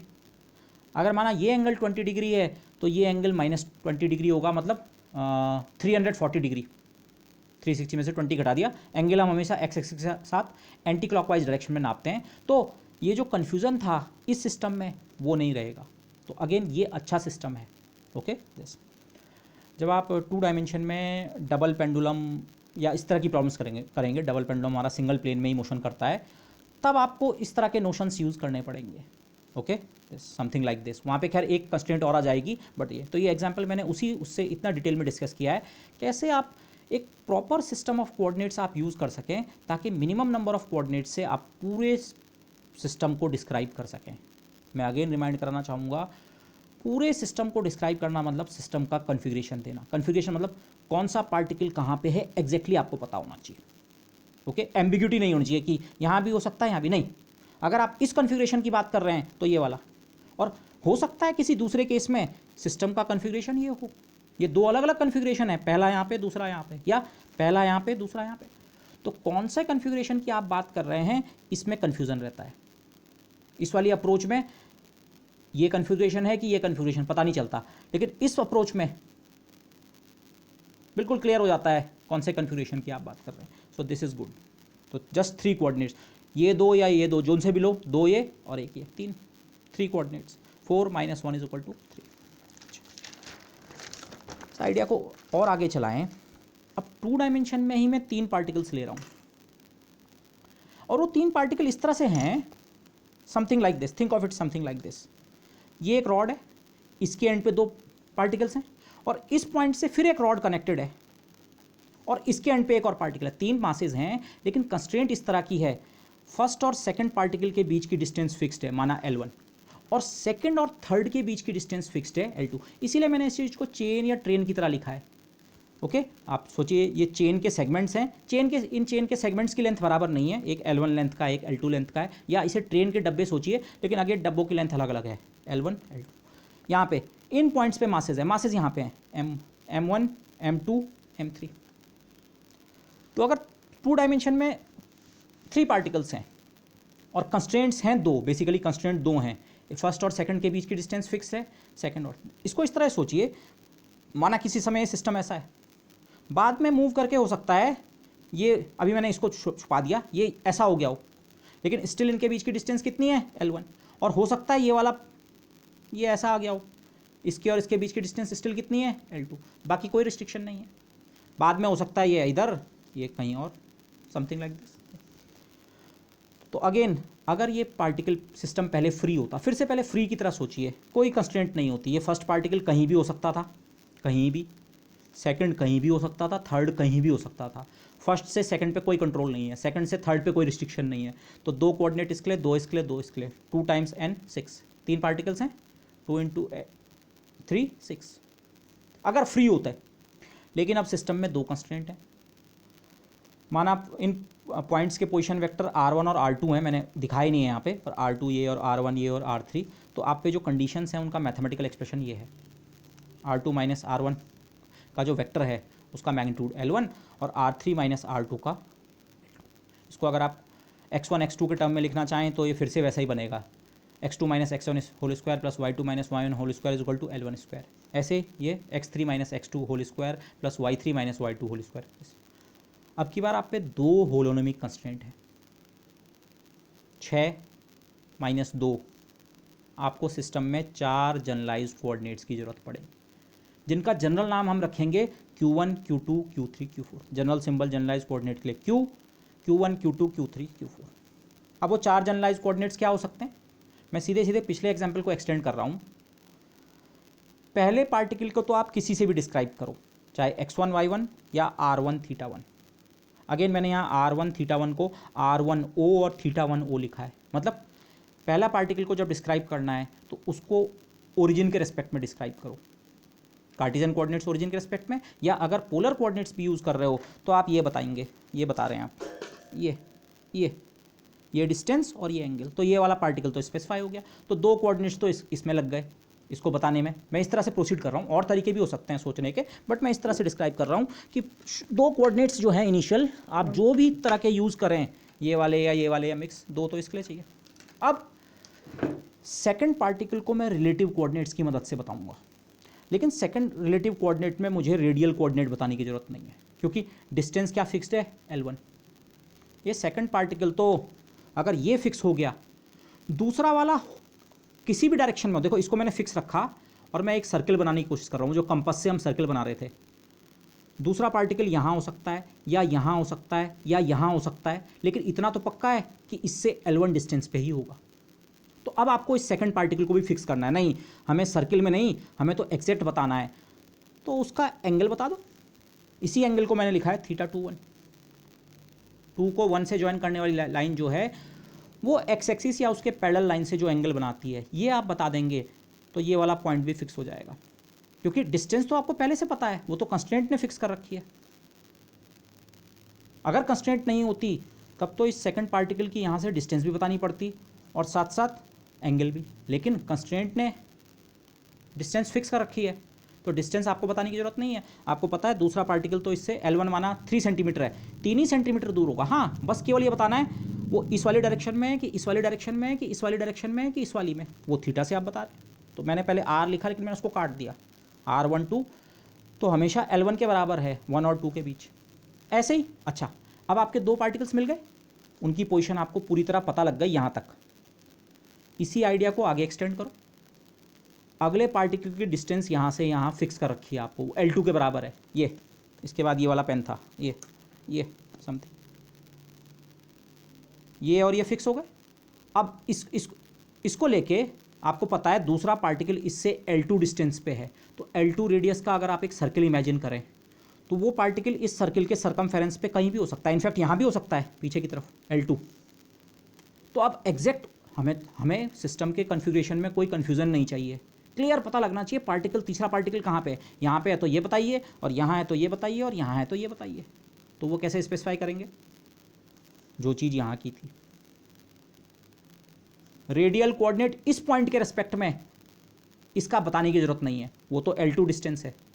लेकिन अगर आप एंगल बता दें, एंगल का मतलब अगेन, और एंगल आप नेगेटिव में नहीं नापेंगे, एंगल आप एक्चुअली ये नापेंगे इस समय, जैसे इस फिगर में ये, पर जिस भी तरीके से नापें, आपने ये एंगल बता दिया अगर, तो ये फिक्स हो गया, तीसरा पार्टिकल यहाँ पे है।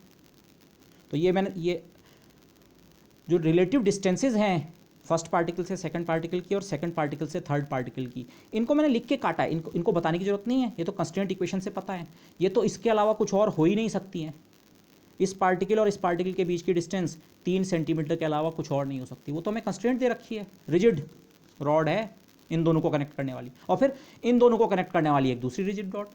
केवल फ्रीडम कितना है, हो सकता है ये ऐसे हो या ऐसे हो या ऐसे हो, और ऐसे इस पॉइंट के रेस्पेक्ट में, उसके बाद ये ऐसे हो या ऐसे हो या ऐसे हो। तो आपको एक एंगल इसके लिए, तो कितने कोऑर्डिनेट्स की जरूरत पड़ी? 2 ये फर्स्ट पार्टिकल के, जो भी आप यूज़ करें, 2 3 4, वही तो यहाँ से पता लग रहा था। तो इस तरह से आप चूज़ करते हैं कोऑर्डिनेट्स। ओके, अगर ये एग्जांपल्स हैं अगेन कि कंस्ट्रेंट इस तरीके की हैं, तो ये एक अच्छा सिस्टम ऑफ जनरलाइज कोऑर्डिनेट्स हो सकता है। और भी हो सकते होंगे और प्रॉब्लम के हिसाब से हो सकता है कोई और ही पिक करना पड़े, बट यूजुअली इस तरह की चॉइसेस आपके लिए वर्क करेंगी। ओके, तो अगर अब मैंने यहाँ पे एक चीज़ और लिखी थी, अब मैं यहाँ से ट्रायंगल और बाद में एक रिजिड लैमिना कंस्ट्रक्ट करूँगा, वो अब आ रहा है। पहले अभी तक रिस्ट्रिक्शन ये थी, पार्टिकल्स 3 थे, पर कंस्ट्रेंट क्या थी? फर्स्ट और सेकंड के बीच की डिस्टेंस फिक्स्ड है, और सेकंड और थर्ड के बीच की डिस्टेंस फिक्स्ड है। तो इस सिस्टम में आपको फ्री पार्टिकल होते 6 कंस्ट्रेंट, 6 कोऑर्डिनेट्स, 2 कंस्ट्रेंट्स थी, तो 6 - 2 4। ओके, बस। अच्छा, अब अगर इसमें हम एक और चेन सेगमेंट जोड़ें, तो मैं आपको ये इस तरह से सोचिए, मैं सिंपली, आप समझ गए होंगे सवाल, ये 4 पार्टिकल्स हैं, 1 2 3 और 4, इसके एंड पे 4, ये इसके और इसके बीच की डिस्टेंस L1 फिक्स्ड है, इसके बीच की डिस्टेंस L2 फिक्स्ड है, इसके और इसके बीच की डिस्टेंस L3 फिक्स्ड है।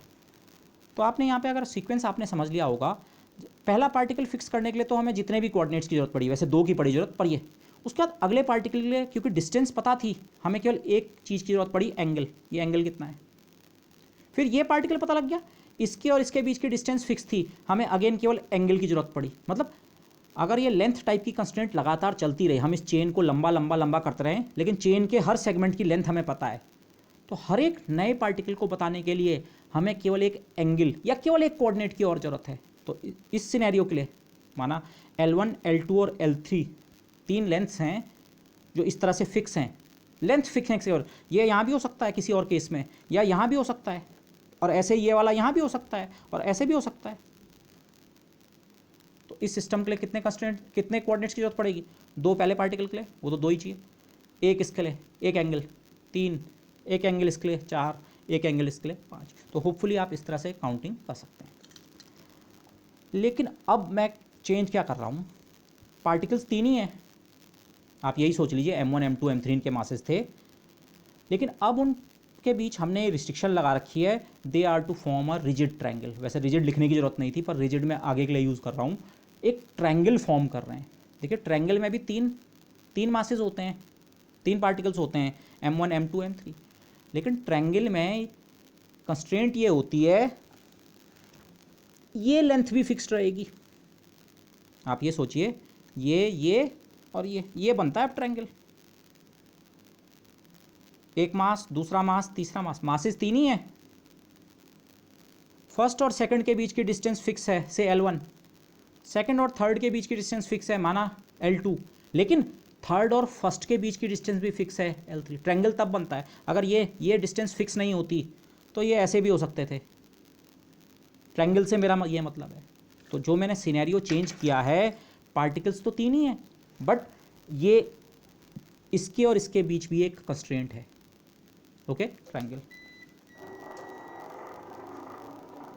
3 नॉन कॉलिनर पॉइंट्स अगर आपके पास हैं, 3 पॉइंट्स जो एक ही स्ट्रेट लाइन के अलॉन्ग लाई नहीं कर रहे हैं, तो उनको ज्वाइन करने वाली जो कंडीशंस हैं वो ये रही, ये पार्टिकल 1 2 3 मैं इनको कहूँगा, ये डिस्टेंस माना L1, नाम कुछ भी ले सकते हैं, L1 लेना जरूरी नहीं है, कुछ भी आपने, ये L1 L2 L3 फिक्स्ड है, ठीक है। 2 डायमेंशन, अभी मैं 2 डायमेंशन का एग्जाम्पल डील कर रहा हूँ, बाद में इसी चीज़ को हम 3 डायमेंशन में भी देख सकते हैं, बट अभी 2 डायमेंशन में। तो अगेन मैंने 6 फ्री पार्टिकल कोऑर्डिनेट्स लिखा है, इससे मेरा मतलब अगर ये पार्टिकल्स फ्री होते, कोई रिस्ट्रिक्शन नहीं होती, 2 कोऑर्डिनेट इसके लिए, 2 इसके लिए, 2 इसके लिए, हमें 6 कोऑर्डिनेट्स की जरूरत पड़ती। अब कंस्ट्रेंट्स कितनी है सिस्टम में? अब की बार आप ऐसे नाइवली अगर इस सिस्टम को देखेंगे तो आप कहेंगे इस सिस्टम में कितनी कंस्ट्रेंट हैं? 3, एक डिस्टेंस, दूसरी डिस्टेंस, तीसरी डिस्टेंस, ओके। इस तरीके की मैंने केवल एक की इक्वेशन लिखी है, ये माना इसके कोऑर्डिनेट x1 y1, इसके x2 y2, तो ये ऐसे ही, ये ऐसे ही है। तो यहां से 6 अगर ये पार्टिकल्स फ्री होते, 6 कोऑर्डिनेट्स की जरूरत पड़ती, कंस्ट्रेंट्स हैं 3, तो हमें केवल इंडिपेंडेंट नंबर ऑफ कोऑर्डिनेट 6 - 3 3। और ये आंसर सही भी है, ये गलत नहीं है, बट पॉइंट ये देखिए, जब मैंने डायटोमिक केस लिया था, केवल ये सिस्टम में केवल 2 पार्टिकल्स थे और उनके बीच की डिस्टेंस फिक्स थी, उस समय में मुझे 3 ही कोऑर्डिनेट्स की जरूरत पड़ी थी। उसको मैं इस तरह से डिस्क्राइब कर रहा था, 2 पहले पार्टिकल के लिए और दूसरे के लिए केवल एक एंगल बताना था, 3। अब की बार पार्टिकल्स 3 हो गए, लेकिन वो ये वाला केस नहीं है, 3 का ये वाला केस नहीं है, या कोई और केस नहीं है। 3 का केस ऐसा है कि वो एक ट्रायंगुलर सिस्टम बना रहे हैं। ट्रायंगुलर सिस्टम मतलब डिस्टेंसेस फिक्स्ड हैं, किन्हीं भी 2 पार्टिकल्स के बीच की डिस्टेंस फिक्स है, रिजिड रिजिड रिजिड, इसीलिए मैंने इसे रिजिड ट्रायंगल लिखा था। वैसे ट्रायंगल रिजिड ही होता है, बट एनीवे 3 कोऑर्डिनेट्स। इसको इस तरह से सोचें, एक ज्योमेट्रिकल कंस्ट्रक्शन की तरह सोचें। इस सिस्टम को मैं कंस्ट्रक्ट कैसे करूंगा? कंस्ट्रक्ट मतलब मैं केवल 3 कोऑर्डिनेट्स बता के ये सिस्टम एग्जैक्टली रेप्लिकेट कर दूंगा। माना आप इस सिस्टम को देख पा रहे हैं, आपको पता है, दिख रहा है ये कहाँ पे है, ये कहाँ पे है, ये कहाँ पे है। आप किसी दूसरे आदमी को केवल 3 नंबर्स बताएंगे, 3 कोऑर्डिनेट्स, और वो आदमी एग्जैक्टली अपने फिगर में बना पाएगा कि हाँ पहला पार्टिकल यहाँ पे और दूसरा यहाँ पे और तीसरा यहाँ पे, एग्जैक्ट, और उसका फिगर आपके फिगर से मैच करेगा। Start with diatomic. डायटोमिक की हम बात कर चुके हैं। डायटोमिक से मेरा मतलब ये है, मैं इस सिस्टम को डायटोमिक कह रहा हूँ। 2 मासेस, 2 पार्टिकल्स जिनके बीच की डिस्टेंस फिक्स है। हम देख चुके हैं इस सिस्टम को बताने के लिए कितने कोऑर्डिनेट्स की जरूरत पड़ती है, 3 की। तो अगर मैं, और वो कोऑर्डिनेट्स हमने कुछ इस तरह से लिए थे कि पहले पार्टिकल के लिए तो चाहे एक्स वाई यूज़ करो, चाहे आर थीटा, x1 y1 या r1 θ 1, जो भी आप यूज़ करें, 2 इसके लिए, और दूसरा पार्टिकल उसकी डिस्टेंस L1 है, उसका केवल एंगल बता दो। तो अगर किसी आदमी को आपने पहले x1 y1 बताया, उसने यहाँ पे एक रेड डॉट लगा दिया x1 y1 पे, फिर आपने उसे कहा दूसरा पार्टिकल, कंस्ट्रेंट ने हमें ये दे रखा है कि वो उससे L1 डिस्टेंस पे है, लेकिन L1 डिस्टेंस के साथ आपने थीटा एंगल भी बता दिया। मैंने इस एंगल को अगेन θ12 लिखा है, θ21 लिखना चाहिए था वैसे इसे, एक्चुअली 2 2 का 1 के रिस्पेक्ट में। अब तक आप समझ चुके हैं θ21 मतलब ये एंगल। कंस्ट्रेंट ने आपको ये डिस्टेंस दे रखी है, एंगल आपको बता दिया गया है इस पॉइंट के रेस्पेक्ट में विद एक्स एक्सिस, तो आप इस पॉइंट को भी लोकेट कर पाएंगे। केवल आपको ये 3 नंबर्स या ये 3 नंबर्स दिए गए, तो इस फिगर का इतना पार्ट आपका बन चुका है।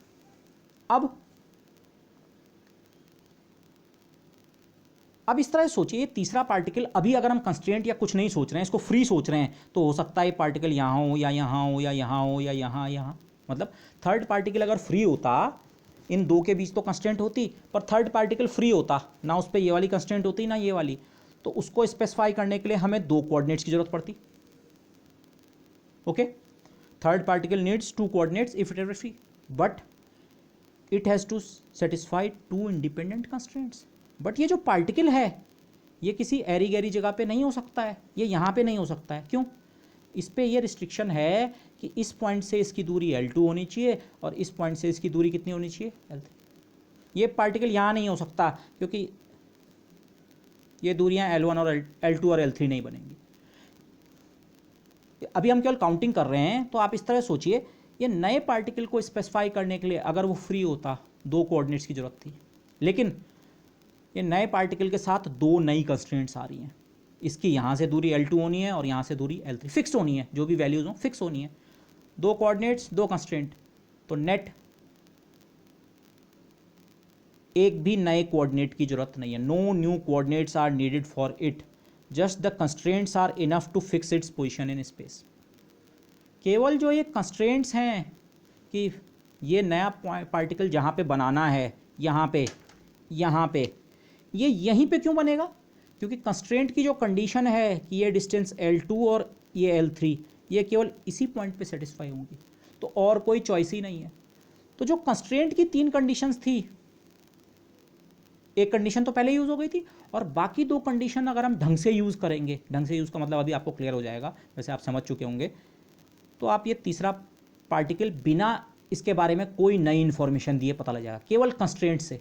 कोऑर्डिनेट बताने की जरूरत नहीं है, नया कोऑर्डिनेट बताने की जरूरत नहीं है। 3 बताए, 3 से इतना स्ट्रक्चर बन गया, मैं इसको स्ट्रक्चर कह रहा हूँ, अब ये और ये स्ट्रक्चर बन गया। और अगर आपको ये पता है कि ये डिस्टेंस 3 सेंटीमीटर और ये डिस्टेंस 4 सेंटीमीटर है, तो आप इस पॉइंट को लोकेट कर पाओगे। कैसे? Just the constraints are, compass का तरीका सोचिए, छोटी क्लासेस में ट्रायंगल का कंस्ट्रक्शन करते हैं, ट्रायंगल की एक साइड आपको दी रहती है, इनफैक्ट उस साइड को आप सबसे पहले कागज़ पे ऐसे में बनाते हैं, ये इसको आप ये वाली लाइन की तरह सोचिए, जो पिछले फिगर में मैं ये लाइन दिखा रहा था आपको, ये किसी भी तरीके से आपने कंस्ट्रक्ट किया, उसमें आपके 3 कोऑर्डिनेट्स लग गए, हो गए, यहाँ तक की बात हो रखी है। डायटोमिक जिसे मैं सिस्टम कह रहा था, अब की बार मैं इसे ऐसे में दिखा रहा हूँ, आप ऐसे सोचिए, इस पूरे फिगर को मैंने ऐसे में रोटेट कर दिया, ये तो कोई फ़र्क नहीं पड़ता। ये अब आपको दे रखा है, आपको ट्रायंगल बनाना है, एक तीसरा पॉइंट चाहिए, वो पॉइंट यहाँ लें कि यहाँ लें कि यहाँ लें कि यहाँ लें कि यहाँ लें कि यहाँ अलग अलग ट्रायंगल्स बनेंगे, पर हमें तो केवल एक खास ट्रायंगल बनाना है, तीसरा पार्टिकल केवल एक जगह पे होना है। आपको दे रखा है तीसरे पार्टिकल की डिस्टेंस यहाँ से भी और यहाँ से भी, L2, कंपास में L2 रेडियस के बराबर डिस्टेंस लीजिए और L2 रेडियस का आप एक सर्कल बनाते हैं, और दूसरे पॉइंट से उसकी डिस्टेंस दे रखी है L3, यहाँ से L3 जो भी डिस्टेंस हो उस रेडियस का को आप अपने कंपास में लेते हैं और L3 रेडियस का आप बनाते हैं एक सर्कल। ये रेड सर्कल का छोटा सी सेगमेंट है, इसमें जितने भी पॉइंट्स हैं वो सब इससे L3 डिस्टेंस पे हैं, ये सारे के सारे पॉइंट्स L3 वाली कंस्ट्रेंट को फुलफिल करते हैं, और ये ब्लैक वाले सारे पॉइंट्स इससे L2 डिस्टेंस पे हैं। थर्ड पॉइंट ऐसा होना चाहिए, यहाँ से L2 डिस्टेंस पे हो, यहाँ से L3 पे, ये केवल ये वाला पॉइंट है। मैंने इस पॉइंट के वक्त कोई कोऑर्डिनेट नहीं बताए कि इसका आर थीटा इतना था या एक्स वाई इतना था, कुछ नहीं। कंस्ट्रेंट जो दे रखी थी डिस्टेंस के टर्म्स में फिक्स थी कंस्ट्रेंट, उसको यूज़ करके ये नया पॉइंट स्पेसिफाई हो गया। तो कोऑर्डिनेट्स केवल यहाँ तक जितनी ज़रूरत पड़ी, और यहाँ तक हमें 3 कोऑर्डिनेट्स की ज़रूरत पड़ी थी, तो जो हम ये काउंटिंग से देख रहे थे वो चीज़ सही वर्क कर रही है। अगेन ये बहुत एलिमेंट्री है, लेकिन आगे अभी नेक्स्ट डिस्कशन में इंपॉर्टेंट हो जाएगा, so please follow this, okay. लेकिन अगेन यहाँ पे वैसे एक एम्बिग्यूटी है, ये चीज़ मैंने इसी तरह से दिखाई है, ये 1 और 2 पॉइंट्स आपने स्पेसिफाई कर दिए, 1 और 2 मैंने इस फिगर में इनको कहा था, फिर से देखिए 1 2 ये थे और 3, तो 1 और 2 हमने जहाँ तक भी डायटोमिक वाले तरीके से 3 कोऑर्डिनेट यूज़ करके 1 और 2 स्पेसिफाई हो गए। थर्ड पॉइंट को लोकेट करने के लिए कंपास से L1 L2 रेडियस लिए और ये कंस्ट्रक्शन की, पॉइंट ऑफ इंटरसेक्शन आप बोलते हैं, अरे ये रहा पॉइंट नंबर 3, ये बन गया आपका ट्रायंगल। ट्रायंगल का मतलब तीनों मासेज या तीनों पार्टिकल्स की पोजीशन एग्जैक्टली लोकेट हो गई। बट इस कंस्ट्रक्शन में एक इशू है, वैसे इस कंस्ट्रक्शन में आप जब ये सर्कल्स या सर्कल के सेगमेंट बनाते हैं, ये इंटरसेक्शन एक्चुअली 2 जगह होता है। ये ट्रायंगल आप ये वाला भी बना सकते हैं और ये ट्रायंगल ये वाला भी बना सकते हैं। ये वही चीज़ मैंने इस फिगर में दिखाई है, ये L1 बेस, जिसे आप बेस समझ रहे हैं, बेस हमने पहले बना दिया, एक ग्रीन रेडियस को लेके ये ग्रीन सर्कल बनाया L2 रेडियस का, ब्लैक वाले रेडियस को लेके L3 रेडियस का एक सर्कल बनाया। इनका पॉइंट ऑफ इंटरसेक्शन जिसको मैंने इतना बड़ा ये कर रखा है, यही थर्ड पॉइंट होगा, और कहीं हो ही नहीं सकता है, पर एक्चुअली ये पॉइंट दूसरी जगह भी हो सकता है। एक पॉइंट ऑफ इंटरसेक्शन इधर को भी बनेगा, अगर आप इस ब्लैक सर्कल को बनाते रहें और इस ग्रीन सर्कल को भी बनाते रहें, तो इनका इंटरसेक्शन एक्चुअली 2 जगह पे होता है। ये ग्रीन ब्लैक रेड वाला सर्कल ऐसे बड़ा सी बनेगा, और ये ब्लैक वाला जो है, अब जिसको मैंने अब रेड कर दिया, ये इंटरसेक्शन 2 जगह पे है। इस चीज़ को मैंने इस फिगर में ऐसे दिखाया है। ये जो थर्ड पॉइंट है, इसको यहाँ लूँ कि इस 3 डैश पॉइंट को लूँ, ये बनेगा देखिए ये केवल ट्रायंगल की कंस्ट्रक्शन की बात नहीं हो रही है। ट्रायंगल के कंस्ट्रक्शन में तो चाहे ऊपर वाला ट्रायंगल बनाते या नीचे वाला ठीक था। पॉइंट ये है, ये 3 मास पॉइंट्स हैं, 3 पार्टिकल्स हैं, हमें सिस्टम का कॉन्फ़िगरेशन बिल्कुल सटीक बताना है। पहला यहाँ पे, दूसरा यहाँ पे, तीसरा यहाँ पे। अब तीसरा यहाँ माने कि यहाँ माने, इस कंस्ट्रक्शन से एक दिक्कत है, इसको माने कि इसको माने। तो ट्रायंगल कनेक्ट करने के 2 तरीके हैं। ओके, अगर मैं इस सिनेरियो में के साथ इस चीज़ को करता तो एक्चुअली ये पॉइंट इधर कहीं भी बन सकता था, ये डिस्टेंस L2 और ये डिस्टेंस L3, यहाँ भी इन दोनों सर्कल्स का इंटरसेक्शन होता। बट अब यहाँ पे जो आर्ग्यूमेंट है मैं बहुत हल्के में दूंगा, but hopefully you can understand it. अगर जो ये 3 पार्टिकल्स आपके कनेक्ट हो रहे हैं, माना ये वाला ट्रायंगल, इसमें अगर आप एंटी साइक्लिक ऑर्डर में 1 से स्टार्ट करके अगर एंटी साइक्लिक ऑर्डर में इन पॉइंट्स को ट्रैवर्स करें तो आपका ऑर्डर बनेगा 1 2 3। जबकि इस नीचे वाले ट्रायंगल में अगर आप एंटी साइक्लिक ऑर्डर में से पार्टिकल्स को नंबरिंग करते हैं तो 1 के बाद 3 डैश आता है, एंटी साइक्लिक 1 3 डैश 2, या 3 डैश को 3 समझो, ये 2 चॉइसेस 1 3 2। एक्चुअली ये दोनों चॉइसेस परमिसिबल नहीं है। इसको आप इस तरह से सोचिए, माना शुरुआत में आपने वो सिस्टम देख रखा है 1 2 3, माना ये था, अब की बार में 3 से लिखा है। एंटी साइक्लिक ऑर्डर में किसी समय सिस्टम ऐसा दिख रहा था, एंटी साइक्लिक मतलब क्लॉक के opposite, anti clockwise, sorry not anti cyclic, anti clockwise, clock के अपोजिट डायरेक्शन में 1 के बाद 2 2 के बाद 3, 1 से स्टार्ट करेंगे हमेशा ये।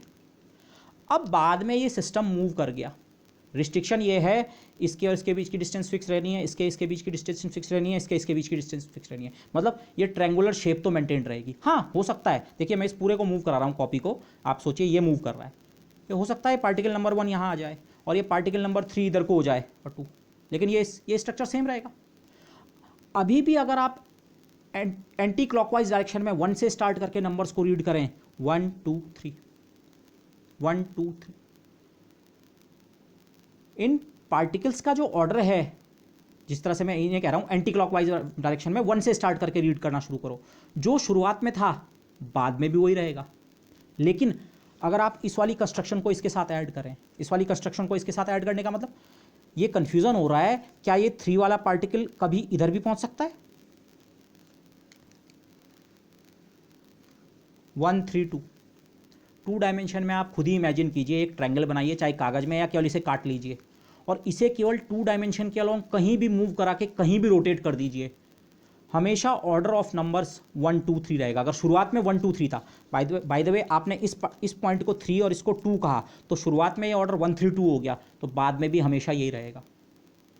ये वाला ऑर्डर लाने के लिए, ये वाला लाने के लिए आपको इस ट्रायंगल को उठा के पलटना पड़ेगा। सोचिए कागज में ये ट्रायंगल बन रखा है, अगर इस ट्रायंगल को आप उठा के ऐसे रख दें तब ये वाला ट्रायंगल बनता है। अब इसको उठाने से मेरा मतलब क्या है, देखिए हम जिस मोशन की बात कर रहे हैं, हम अभी स्टडी कर रहे हैं 2 डायमेंशन में। हमारा जो 2 पार्टिकल हो, 3 हो, 5 हो, 50 हों, हमारा सिस्टम केवल 2 डायमेंशनल कोऑर्डिनेट प्लेन है, मोशन केवल 2 डायमेंशन में होगा। तो जब तक 2 डायमेंशन में मोशन होता रहेगा, पार्टिकल्स एंटी क्लॉकवाइज डायरेक्शन में जिस फैशन में आते हैं, माना अब 1 3 2 फैशन में अगर इन्होंने स्टार्ट किया तो ये हमेशा इसी फैशन में रहेंगे। 1 3 2 फैशन में अगर ये हैं, इस सिस्टम को 2 डायमेंशन में कहीं भी मूव करा दो, रोटेट कर दो, कुछ भी कर दो, डिस्टेंस फिक्स है इनके बीच की, ऑर्डर 1 3 2 ही रहेगा। कभी भी ऑर्डर 1 2 3 नहीं हो सकता है स्टार्टिंग ऑर्डर। आपको ऑर्डर अगर बदलना है 1 3 2 से 1 2 3 बनाना है तो एक्चुअली आपको इस कागज को उठा के पलटना पड़ेगा। और इस कागज को उठा के पलटने का मतलब आप समझ रहे हैं, ये वाला मास है ना, इसको 3rd डायमेंशन में आके फिर यहाँ जाना पड़ेगा। उसकी परमिशन नहीं है इस समय। हम केवल जब 2 डायमेंशन में मोशन को स्टडी कर रहे हैं तो ये सारी कहानी इसलिए थी। यहाँ पे ये जो एम्बिग्युइटी आपको लगी कि हम 3rd पार्टिकल को स्पेसिफाई करने के लिए हमें एक्चुअली कोई नया कोऑर्डिनेट बताने की ज़रूरत नहीं है, केवल जो कंस्ट्रेंट्स की इक्वेशन है कि यहाँ से डिस्टेंस L2 और यहाँ से डिस्टेंस L3, उससे ये पॉइंट कंप्लीटली स्पेसिफाई हो जाएगा। बाकी अगर कोई कन्फ्यूज़न है, उस कन्फ्यूज़न को आप ऐसे दूर कर सकते हैं, भाई शुरुआत में हमने वो सिस्टम देखा हुआ होगा, इनिशियल किसी कंडीशन में देखा हुआ होगा, तो बाद में भी रिलेटिव ओरिएंटेशन ऑफ पार्टिकल्स वही रहेगा। ठीक है, तो आप फिर पिक कर सकते हैं कि सिस्टम इस कॉन्फ़िगरेशन में है कि इसमें। ओके, तो in 2D one cannot change the relative orientation of a triangle or a plane lamina without accessing the third dimension। Z axis में मोशन करने की परमिशन अगर होती तब तो ये कन्फ्यूजन सचमुच रहता कि इस बेस के साथ ये रेड वाला ट्रायंगल लेना है कि इस बेस के साथ ये ग्रीन वाला ट्रायंगल लेना है। पर थर्ड डायरेक्शन में जेड एक्सिस के अलॉन्ग मोशन की परमिशन नहीं है, आपको सारा मोशन 2 डायमेंशन में है इस समय, तो ये कन्फ्यूज़न एक्चुअली नहीं है। सही, ये वाला सही पोजिशन है ये, तो देखिए, लेकिन अब पॉइंट ये ध्यान रखिए, पहले 2 पार्टिकल्स को फिक्स करने के लिए तो हमको 3 कोऑर्डिनेट्स लग गए, जिस भी तरह से लगे 3 कोऑर्डिनेट्स की जरूरत पड़ गई। लेकिन इस पार्टिकल को बताने के लिए मुझे कोऑर्डिनेट नहीं बताना पड़ा। इक्वेशन ऑफ कंस्ट्रेंट, ये सर्कल बनाने का मतलब इक्वेशन ऑफ कंस्ट्रेंट, और ये सर्कल बनाना मतलब दूसरी इक्वेशन ऑफ कंस्ट्रेंट, उनको इस्तेमाल करके ये तीसरा पॉइंट फिक्स हो जाता है। डन। तो यही चीज़ यहाँ पे, अगर ये तीनों पार्टिकल फ्री होते 6 कोऑर्डिनेट्स की जरूरत पड़ती। अब की बार लेकिन 3 कंस्ट्रेंट है, इस केस में केवल 2 कंस्ट्रेंट थी, इसलिए 6 - 2 केवल 4 हुआ। इस केस में 6 - 3 3, 3 जनरलाइज कोऑर्डिनेट्स। Okay this. अच्छा, अब इस केस को एक पॉइंट और आगे बढ़ाते हैं। अब ये इंपॉर्टेंट पॉइंट है, इसके रिस्पेक्ट में मोस्ट इंपॉर्टेंट शायद यही है।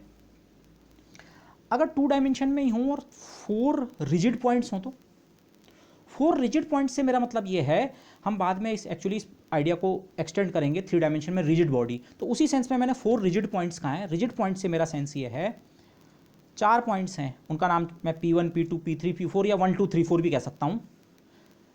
रिजिड पॉइंट से मेरा मतलब ये है, किन्हीं भी 2 पॉइंट्स के बीच की डिस्टेंस फिक्स है। देखिए, जब हम 3 डायमेंशन में रिजिड बॉडी कहते हैं, किस बॉडी को हम रिजिड कहते हैं? ऐसी बॉडी जिसके पार्टिकल्स के बीच की डिस्टेंस फिक्स होती है।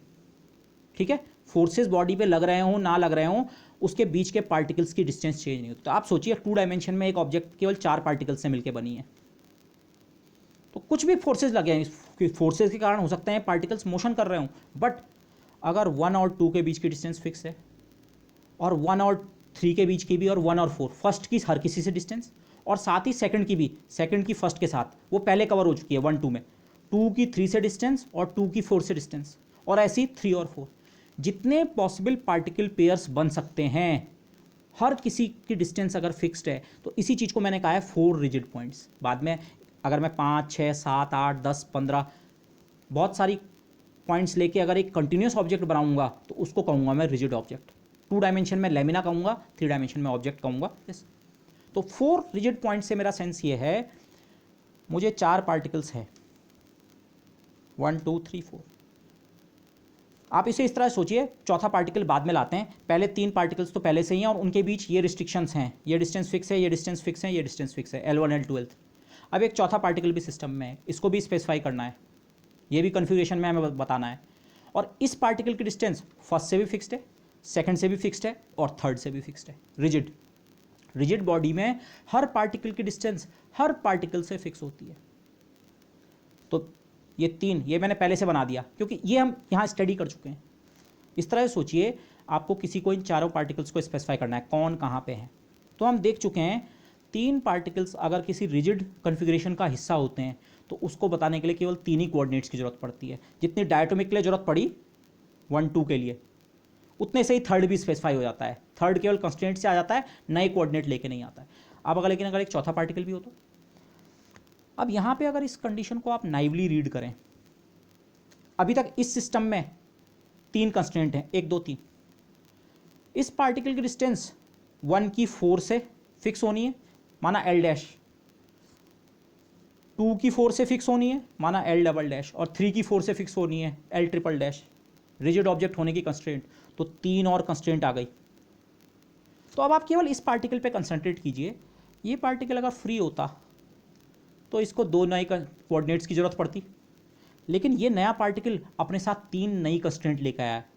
इसके साथ की डिस्टेंस फिक्स, इसके साथ की डिस्टेंस फिक्स, इसके साथ की डिस्टेंस फिक्स। तो क्या इसका मतलब ये है कि -1 कोऑर्डिनेट्स आ रहे हैं इस पार्टिकल को ऐड करने पे? पार्टिकल नंबर 4 मैंने इसका नाम दिया है।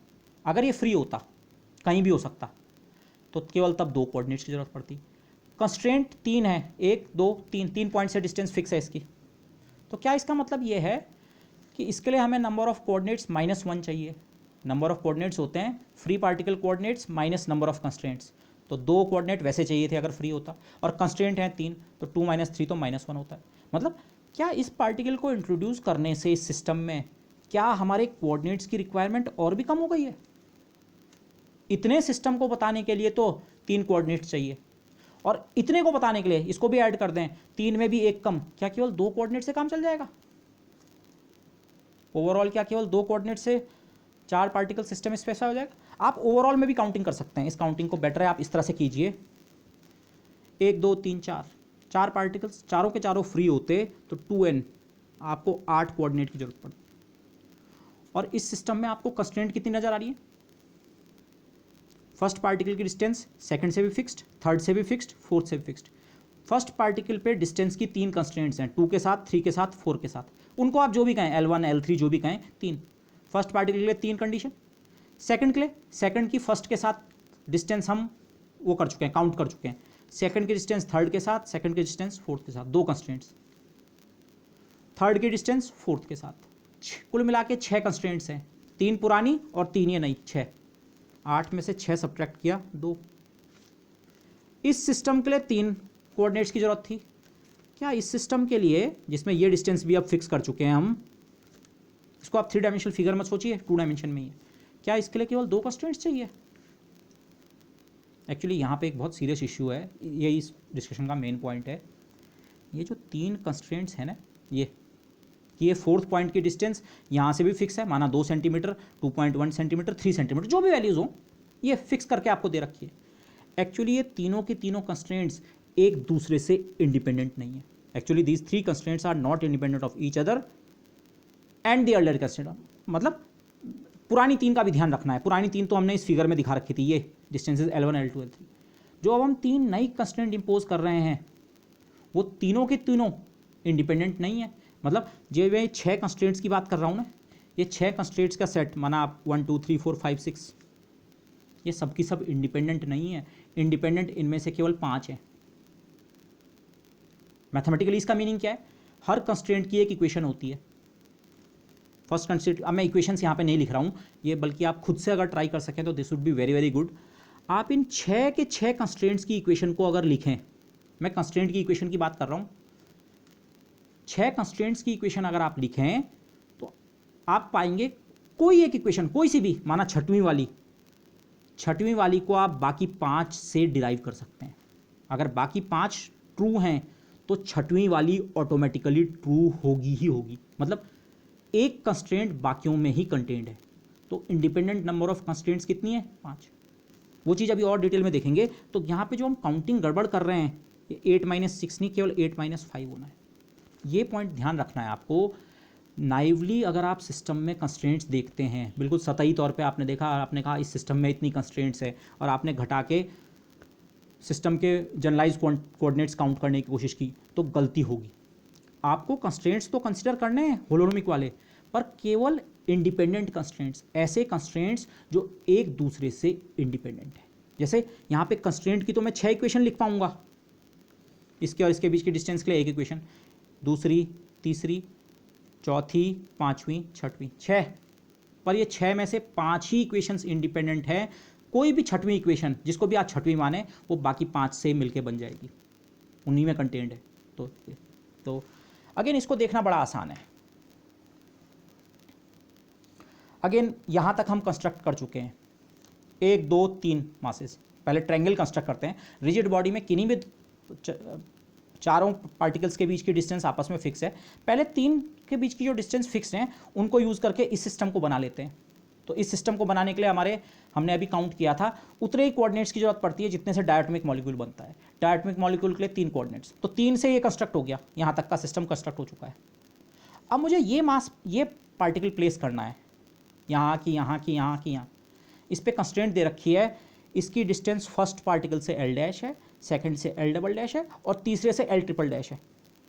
फोर्थ पार्टिकल मुझे ऐसी जगह रखना है, इसको ऐसी जगह प्लेस करना है। अगर मैं इनमें से केवल 2 कंस्ट्रेंट इक्वेशन उठाऊं, इस पॉइंट की डिस्टेंस जो फर्स्ट और सेकंड से जो मुझे L' और L" दे रखी है, और इसी तरह की कंस्ट्रक्शन करूँ तो, जिसको मैंने ऐसे या ऐसे दिखाया था, 2 पॉइंट्स जो आप पहले बना चुके हैं और तीसरा पॉइंट जो बनाना है उसकी डिस्टेंस दोनों से दे रखी है, तो जो कंस्ट्रक्शन का हमारा मेथड होता है, कंपास में डिस्टेंस ली इंटरसेक्शन पॉइंट, वो हमारा वो वाला पॉइंट बन जाता है। तो वही इसके लिए कर लो ना। फोर्थ की डिस्टेंस आपको 1 से भी फिक्स जो डिस्टेंस है दे रखी है कंस्ट्रेंट ने, और सेकंड से भी, तो वो डिस्टेंसेस एल डैश और एल डबल डैश माना है, उनको लेके मैंने सर्कल्स बनाए, एक ब्लू सर्किल और एक ग्रीन सर्किल। हो सकता है वो ठीक ना बने हो, बट उनका पॉइंट ऑफ इंटरसेक्शन जो है फोर्थ पॉइंट उसी से लोकेट हो गया। मैंने केवल 2 कंस्ट्रेंट्स इस्तेमाल की, तीसरी को इस्तेमाल क्यों नहीं किया, या इस तरह से सोचें, तीसरी को इस्तेमाल करने की एक्चुअली जरूरत ही नहीं पड़ी।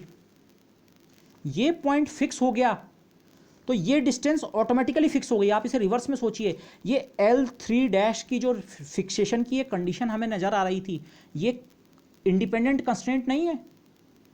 2 कंस्ट्रेंट्स की मदद से, आप कंस्ट्रक्शन के टर्म्स में सोचिए, 2 कंस्ट्रेंट्स की मदद से जब जैसे ही मैंने इस पॉइंट को फिक्स किया, और वो पीछे के डिस्कशन से आप देखिए, हाँ ये तो हम इन्हीं 2 से फिक्स कर सकते हैं, जैसे ये पॉइंट फिक्स हुआ ये डिस्टेंस अपने आप फिक्स हो गई। ये किसी कंस्ट्रेंट से इसकी कोई अलग वैल्यू दी नहीं जा सकती है। माना ये आपने कंस्ट्रक्शन एक्चुअली की इस तरह से, और उसके बाद आपने ये डिस्टेंस नापी और ये 2.9 सेंटीमीटर बनी, तो ऐसी कोई कंस्ट्रेंट की इक्वेशन लिखी अगर है तो वो गलत होगी कि ये डिस्टेंस बराबर 7 सेंटीमीटर, हो ही नहीं सकता है। तो इसी का ये मतलब था, जब आपने पीछे की सारी कंस्ट्रेंट्स को फॉलो करते हुए आए, 5 कंस्ट्रेंट्स को फॉलो करते हुए आए, 5 कैसे फॉलो करते हुए आए, केवल ये ट्रायंगल बनाने में 3 कंस्ट्रेंट लग गई थी। 3 कैसे लगी थी मैं यहाँ पे स्पेसिफाई कर दूं। पहला पार्टिकल हमने बताया 2 कोऑर्डिनेट्स की मदद से। ये वाला पार्टिकल जब हमने बनाया तो इसकी डिस्टेंस यहाँ से हमने फिक्स की थी, L1 या जो भी लिखा था हमने, एक कंस्ट्रेंट वहाँ इस्तेमाल हुई। उसके बाद वो जो हमने कंपास की मदद से कंस्ट्रक्शन किया, L2 और L3 डैश, कंपास की मदद से कंस्ट्रक्शन मतलब 2 कंस्ट्रेंट्स L2 और L3, 1 2 3 ये इस्तेमाल हो गई थी। 4 और 5 कंपास से जो कंस्ट्रक्शन किया, 5 ही कंस्ट्रेंट्स यूज की, सारे के सारे पार्टिकल फिक्स हो गए। 6वीं कंस्ट्रेंट एक्चुअली उन 5 में ही कंटेंट थी। ओके, तो this so construct using compass need to use only 2 constraints to fix the point P4। और ये कोई जरूरी नहीं था मैं यही 2 कंस्ट्रेंट्स इस्तेमाल करता, मैं ये 2 भी इस्तेमाल कर सकता था। L2 डबल डैश का सर्किल यहां से और L3 डैश का यहां से बनाता, वो भी यही इंटरसेक्ट करता, या इन 2 को। पॉइंट ये है, और जो मैंने शुरू में जिस ऑर्डर में ये 3 इस्तेमाल की, हो सकता है इनको भी मैं इस ऑर्डर में इस्तेमाल ना करता। मैं ऐसा भी कर सकता था, सबसे पहले पॉइंट नंबर 4 बनाता 2 कोऑर्डिनेट्स की मदद से, और फिर कंपास कंस्ट्रक्शन इस तरफ को करके ग्रेजुअली ये बाकी पॉइंट्स कंस्ट्रक्ट करता। पर मैं किसी भी तरीके से प्रोसीड करूं, कहानी यही रहनी है। इस सिस्टम को बनाने के लिए भी, पहले मैं इसे पढ़ लूं, need to use only 2 constraints to fix the point P4। इस पॉइंट को बनाने के लिए मुझे 3 कंस्ट्रेंट की जरूरत ही नहीं थी, या जरूरत नहीं बल्कि बेटर ये बोलना चाहिए, 3 कंस्ट्रेंट इंडिपेंडेंट है ही नहीं। लिखने को इक्वेशन लिखी जा सकती है, बट ये 6वीं कंस्ट्रेंट पीछे की 5 में कंटेंट थी। So the constraint is already content in the earlier 3 + 2 constraints. 5 जो पहले की कंस्ट्रेंट थी उनके अंतर्गत ही ये वाली, ये उसी के अंदर छुपी हुई थी। अब इसको आप मैथमेटिकली भी शो कर सकते हैं, मैंने ज्योमेट्रिकली शो किया। अच्छा, इसको अगर ये समझने में थोड़ा कन्फ्यूजन हो रहा है, तो अगर आप पिछले तक का डिस्कशन समझ चुके हैं ये ट्रायंगल वाले केस का, तो उसके टर्म्स में सोच लीजिए। 1 2 पॉइंट्स हमने फिक्स कर दिए 3 कोऑर्डिनेट की मदद से। उसके बाद हमने देखा नया पॉइंट जिसकी डिस्टेंस दोनों जगह से पता होती है, उसको बनाने के लिए हमें किसी कोऑर्डिनेट की जरूरत नहीं पड़ती। ये इस कंस्ट्रक्शन से ये पॉइंट बन जाता है। तो हमें 3 और 4 दोनों पॉइंट्स की डिस्टेंस 1 और 2 दोनों से दे रखी है। आप सोचिए, एक बार इसी कंस्ट्रक्शन की मदद से हमने ये पॉइंट बनाया, अब इसको भूल जाओ, ये बन गया लेकिन इसे भूल जाओ, ये बना नहीं बना उससे कोई फर्क नहीं। फिर हमें ये डिस्टेंसेस भी दे रखी हैं कि 4th पॉइंट जहाँ पे बनना है उसकी 1 और 2 से डिस्टेंस क्या होनी है, वो कंस्ट्रक्शन इसके लिए यूज़ करो, ये पॉइंट भी बन जाएगा। इस तरह से सोचने का फ़ायदा ये है, अगर 4 के बजाय 5 पॉइंट होते, 5 रिजिड पॉइंट्स, रिजिड पॉइंट का मतलब 5th की डिस्टेंस जो है, जो हम नया पॉइंट 5 बनाएंगे उसकी डिस्टेंस 1 से फिक्स है, 2 से फिक्स है, 3 से फिक्स है, 4 से, सबसे फिक्स है। आप बाकी भूल जाओ, आपने 3 और 4 भी ऐड कर दिए, ये ठीक है यहाँ पे, पर इनको भूल जाओ। 5वां पॉइंट अगर उसकी डिस्टेंस केवल 1 और 2 से आपको कंस्ट्रेंट की मदद से पता है, तो उस कंपास वाली कंस्ट्रक्शन से आप 5th पॉइंट को केवल उन 2 कंस्ट्रेंट से फिक्स कर पाएंगे। 5th पॉइंट अगर फ्री होता तो उसको बनाने के लिए दो कोऑर्डिनेट्स की जरूरत पड़ती है उसको प्लेस करने के लिए, लेकिन साथ में दो कंस्ट्रेंट्स की मदद से वो पॉइंट तो सीधे सीधे बन गया। मतलब नया पॉइंट केवल रिजिड की जो कंडीशन है उसके लिए नए पॉइंट के लिए कोई नया कोऑर्डिनेट की जरूरत नहीं पड़ी। 5 पॉइंट्स होते कोई नया कोऑर्डिनेट नहीं, 6वां पॉइंट होता कोई नया कोऑर्डिनेट। इस चीज़ को, इस पॉइंट के बाद आप ध्यान रखिए। अब यहीं से देखिए, मैंने आगे भी लिखा है पर इस फिगर में देख लें। एक पॉइंट से दो पॉइंट वाला जो रिजिड स्ट्रक्चर था डायटोमिक, यहाँ तो मुझे 3 कोऑर्डिनेट्स की जरूरत पड़ी, यहाँ तक 3 की। उसके बाद इस पॉइंट को ऐड करने में एक्चुअली कोई नया कोऑर्डिनेट की जरूरत नहीं पड़ी, दो कंस्ट्रेंट्स इस्तेमाल। इस पॉइंट के लिए आप ये ना सोचें यहाँ कई बहुत सारे कंस्ट्रेंट आ गए, 3 नहीं आए, यहाँ भी इंडिपेंडेंट कंस्ट्रेंट 2 ही आए। कंस्ट्रेंट 2 आए, 2 कोऑर्डिनेट की जरूरत पड़ती अगर फ्री होता। इफेक्टिवली इस पॉइंट को बनाने के लिए किसी नए कोऑर्डिनेट की जरूरत नहीं पड़ी। एक और नया पॉइंट बनाने के लिए किसी नए कोऑर्डिनेट की जरूरत नहीं, एक और नया पार्टिकल किसी नहीं। अगर आपके पास एक रिजिड सिस्टम है 2 डायमेंशन में, तो केवल उसमें अगर आप 2 पॉइंट्स को प्लॉट कर पाए, 2 पॉइंट्स को अगर आपने उसके अंदर लोकेट कर दिया तो आपका काम हो चुका है। 2 डायमेंशनल लैमिना को स्पेसिफाई करने के लिए आपको उतनी ही इंफॉर्मेशन देने की जरूरत है जिससे उस लैमिना के अंदर के कोई 2 पॉइंट्स आप स्पेसिफाई कर सकते हैं। इसको आगे अभी देखते हैं। ये इस डिस्कशन का एक्चुअली सारा पॉइंट था, मेन पॉइंट यही है। तो इस वाले केस में जब हमारे पास सिस्टम में 4 पार्टिकल्स भी आ गए थे, टोटल कंस्ट्रेंट्स का नंबर 3 पहले से थे जो ट्रायंगल बनाने के लिए जरूरत पड़ी, और जो 3 मैंने इक्वेशन लिखी थी कि 4th वाले की डिस्टेंस 1 से और 4th की डिस्टेंस 2 से और 4th की डिस्टेंस 3 से, 3 नहीं, उसमें से इंडिपेंडेंट केवल 2 हैं, नए पार्टिकल की इंडिपेंडेंट कंस्ट्रेंट केवल 2 हैं। तो कुल इंडिपेंडेंट कंस्ट्रेंट कितनी है? 5। अगर सारे पार्टिकल्स फ्री होते चारों के चारों तो 2 × 4 8 कोऑर्डिनेट की जरूरत पड़ती। जो नोटेशन मैंने जनरलाइज कोऑर्डिनेट वाले उसमें यूज़ किया था, स्मॉल n हमारे total number of generalise coordinates होता है। तो ये 3 डायमेंशन में होता है 3n - k, 2 डायमेंशन में 2n - k। k मतलब कितनी कंस्ट्रेंट्स हैं, ये जैसे इस केस में 5, k बराबर 5 है, और 2n 3n के बजाय 2n, 2 डायमेंशनल सिस्टम है 8 - 5 3। ये मैंने इस तरह से इसे एक टेबल सोचिए। 2 पार्टिकल्स डायटोमिक मॉलिक्यूल 1 2, कहीं भी हो सकता है, 1 यहाँ हो सकता है, 2 यहाँ हो सकता है, पर डिस्टेंस फिक्स है। तो इस सिस्टम के लिए हमें 3 कोऑर्डिनेट्स की जरूरत पड़ती है। QI की वैल्यू 1 2 3, Q1 Q2 Q3 कौन से होते हैं कोऑर्डिनेट? पहले पार्टिकल के लिए तो कुछ भी इस्तेमाल कर लो, और पहला आप ये ना सोचे पहला इसे ही सोचना है, पहला आप इसे भी सोच सकते हैं, ओके। लेकिन पहले पार्टिकल को डिस्क्राइब करने के लिए कार्टेशियन यूज़ करो या पोलर, एक साथ चारों नहीं करने इस्तेमाल, ये चॉइस है, या मिक्स चॉइस भी हो सकती है, 2, और 2 से ये स्पेसिफाई हो जाएगा 2 डायमेंशन में। और क्योंकि ये बॉन्ड लेंथ फिक्स्ड है तो केवल ये एंगल थीटा। डायटोमिक बताने के लिए 3 कोऑर्डिनेट्स चाहिए, 3 पार्टिकल, रिजिड ट्रायंगल। चेन वाला केस नहीं है कि ये चेन और ये चेन इंडिपेंडेंट है, ये भी फिक्स्ड है, ये डिस्टेंस भी फिक्स्ड है। अगेन इस केस के लिए भी 3 ही कोऑर्डिनेट्स चाहिए। क्यों? इसको इस तरह से सोचो। अब ये स्ट्रक्चर मैं बना चुका हूं यहां तक, ये 3 कोऑर्डिनेट्स की मदद से। New particle needs 2 new coordinates. Free होता तो इस थर्ड पार्टिकल को प्लॉट करने के लिए कहां पे इसने लाई करना है, मुझे 2 कोऑर्डिनेट्स की जरूरत पड़ती, 2 new coordinates. But it also brings 2 independent constraints. ये अपने साथ 2 कंस्ट्रेंट भी लेके आया है। इससे डिस्टेंस L2 रखनी है, इससे डिस्टेंस L3 फिक्स रखनी है। 2 कोऑर्डिनेट्स नए, पुराने तो जितने हैं वो तो है ही, ये स्ट्रक्चर बन चुका है 3 कोऑर्डिनेट्स से। इसके लिए 2 कोऑर्डिनेट्स की और ज़रूरत पड़ती, और 2 कंस्ट्रेंट्स और 2 - 2 0। इफेक्टिवली केवल कंस्ट्रेंट से ये पॉइंट आप मार्क कर सकते हैं। ये वाला कन्फिग्रेशन बताने के लिए जितनी ज़रूरत यहाँ तक पड़ी कोऑर्डिनेट्स की, उतने से ही काम हो जाएगा। कितने? 3। सो इस चीज़ को मैंने ऐसे लिखा है, if diatomic molecule is fixed. जैसे ही आपने उस 3 पार्टिकल्स में से किन्हीं 2 को फिक्स कर दिया, देखिए डायटोमिक आप ये ना सोचिए ये भी डायटोमिक है, ये भी डायटोमिक। अगेन डायटोमिक कोई यहाँ पे शब्द उस तरह से नहीं है, लेकिन ईजी यूज के लिए मैं कह रहा हूँ। आप जैसे ही किन्हीं 2 पार्टिकल्स को फिक्स कर देंगे, बाकी कंस्ट्रेंट से अपने आप फिक्स हो चुके हैं। अगर बॉडी रिजिड है, ऐसा नहीं ये किसी भी केस की बात हो रही है, अगर बॉडी रिजिड है तो 2 से तीसरा तो कंस्ट्रेंट नहीं फिक्स कर दिया, तो मेहनत मतलब कोऑर्डिनेट्स की काउंटिंग की मेहनत केवल यहाँ तक लगनी है, या यहाँ तक, जिस भी तरह से आप शुरू करें। Yes, if diatomic molecule is fix the triangle is also determined. जैसे ये फिक्स हुआ, ये ट्रायंगल भी अपने आप फिक्स हो गया, क्योंकि 2 कंस्ट्रेंट की इक्वेशन आपके पास थी। ये डिस्टेंस L3 होनी है, ये डिस्टेंस L2 होनी है, या वट एवर। 4 पार्टिकल में आए, अभी भी 3 ही कोऑर्डिनेट्स की ज़रूरत है, 1 2 3। क्यों? P4 को अब 3 को थोड़ी देर के लिए भूल जाओ, बना दिया हमने, P3 को भूल जाओ, 4 के साथ भी यही वाली कहानी अप्लाई करो। इसको इंडिपेंडेंटली बताने के लिए 2 कोऑर्डिनेट्स पर 2 इंडिपेंडेंट कंस्ट्रेंट्स, यहाँ से डिस्टेंस L डैश, यहाँ से L डबल डैश, या जो भी आप कहें। तो ये पॉइंट भी फिक्स हो चुका है, जैसे ये फिक्स हुआ था, यहाँ 3 फिक्स हुआ था, यहाँ 3 की जगह 4 उसी मेथड से फिक्स हो गया। तो नया पॉइंट बनाने के लिए कोई एक और कोऑर्डिनेट बताने की जरूरत नहीं है, जितने से ये स्ट्रक्चर बना उसी से ये बन गया।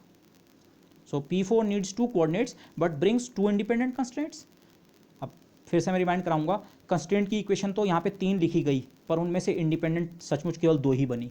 Okay, so the diatomic molecules, short में मैंने लिखा है the diatomic molecule fix the 4 points also. अब इसी आइडिया को आगे ले जाओ, 5 point, 6 point, 7 point, n point. बहुत लार्ज नंबर ऑफ पॉइंट्स भी अगर सिस्टम में हैं तो ये वाली कहानी चलाते रहो। 5th पॉइंट आया, P5 needs 2 coordinates but brings 2 independent constraints. जैसे आप 5th पार्टिकल लाएंगे उसके साथ 4 नई कंस्ट्रेंट आएंगी, 4, 5 की डिस्टेंस 1 से, 2 से, 3 से, 4 से, सब फिक्स्ड है, पर उनमें से इंडिपेंडेंट कंस्ट्रेंट केवल 2 होंगी। आप किन्हीं 2 पॉइंट से सर्कल बना के इंटरसेक्शन का पॉइंट ढूंढ लीजिए, वो पॉइंट उतने में ही बन जाएगा। फ्री होता 2 नए कोऑर्डिनेट की डिमांड करता वो पॉइंट, 2 कंस्ट्रेंट हैं, 2 - 2 0, उस नए पॉइंट के लिए कोई नया कोऑर्डिनेट नहीं, 5 के लिए नहीं, 6 के लिए नहीं, 7 के लिए नहीं, 8 के लिए नहीं। तो मुझे जो पॉइंट डिटरमिन करनी थी, अगर n पार्टिकल सिस्टम भी है और n 2 या 2 से ज़्यादा है, डायटोमिक के बाद से ये कहानी शुरू हो गई थी, आपको केवल 3 जनरलाइज कोऑर्डिनेट्स की ज़रूरत है, बशर्ते जिस सिस्टम की आप बात कर रहे हो किन्हीं भी 2 पॉइंट्स के बीच की डिस्टेंस क्या हो, फिक्स्ड हो। रिजिड बॉडी, ओके, 2 डायमेंशन में रिजिड बॉडी, इसे हम रिजिड लैमिना कह सकते हैं। This, so each new particle, कारण क्या है, each new particle needs 2 new coordinates. अगर फ्री होता, but it has to satisfy 2 independent constraints of fix distance via compass and orientability. Compass and orientability का मेरा ये मतलब है, कंपास से इंटरसेक्शन से वैसे 2 पॉइंट बनते हैं, आप इस केस में भी आएंगे जो मैं यहाँ पे आपको कर रहा था, ये वाला। जब मैंने 4th पॉइंट बनाया, इन्हीं 2 पॉइंट्स का एक इंटरसेक्शन, ये ग्रीन रेडियस का सर्किल आप बड़ा पूरा बनाओ और ये ब्लू रेडियस वाला सर्किल आप पूरा बनाओ, एक इंटरसेक्शन का पॉइंट इधर कहीं भी बनेगा। बट अगर आपने एक कन्फिग्रेशन में इन पार्टिकल्स का ओरिएंटेशन रीड कर रखा है एंटी क्लॉकवाइज डायरेक्शन में, माना यहाँ पे 1 3 4 2 है, तो हमेशा ये यही रहेगा। जबकि ये पार्टिकल इंटरसेक्शन पॉइंट अगर आप यहाँ वाला लेते तो पार्टिकल्स के ऑर्डर डिफरेंट हो जाता, 1 3 2 4 टाइप का। तो वो ओरिएंटेबिलिटी वाला नोशन भी यहाँ पे ध्यान रखना पड़ेगा।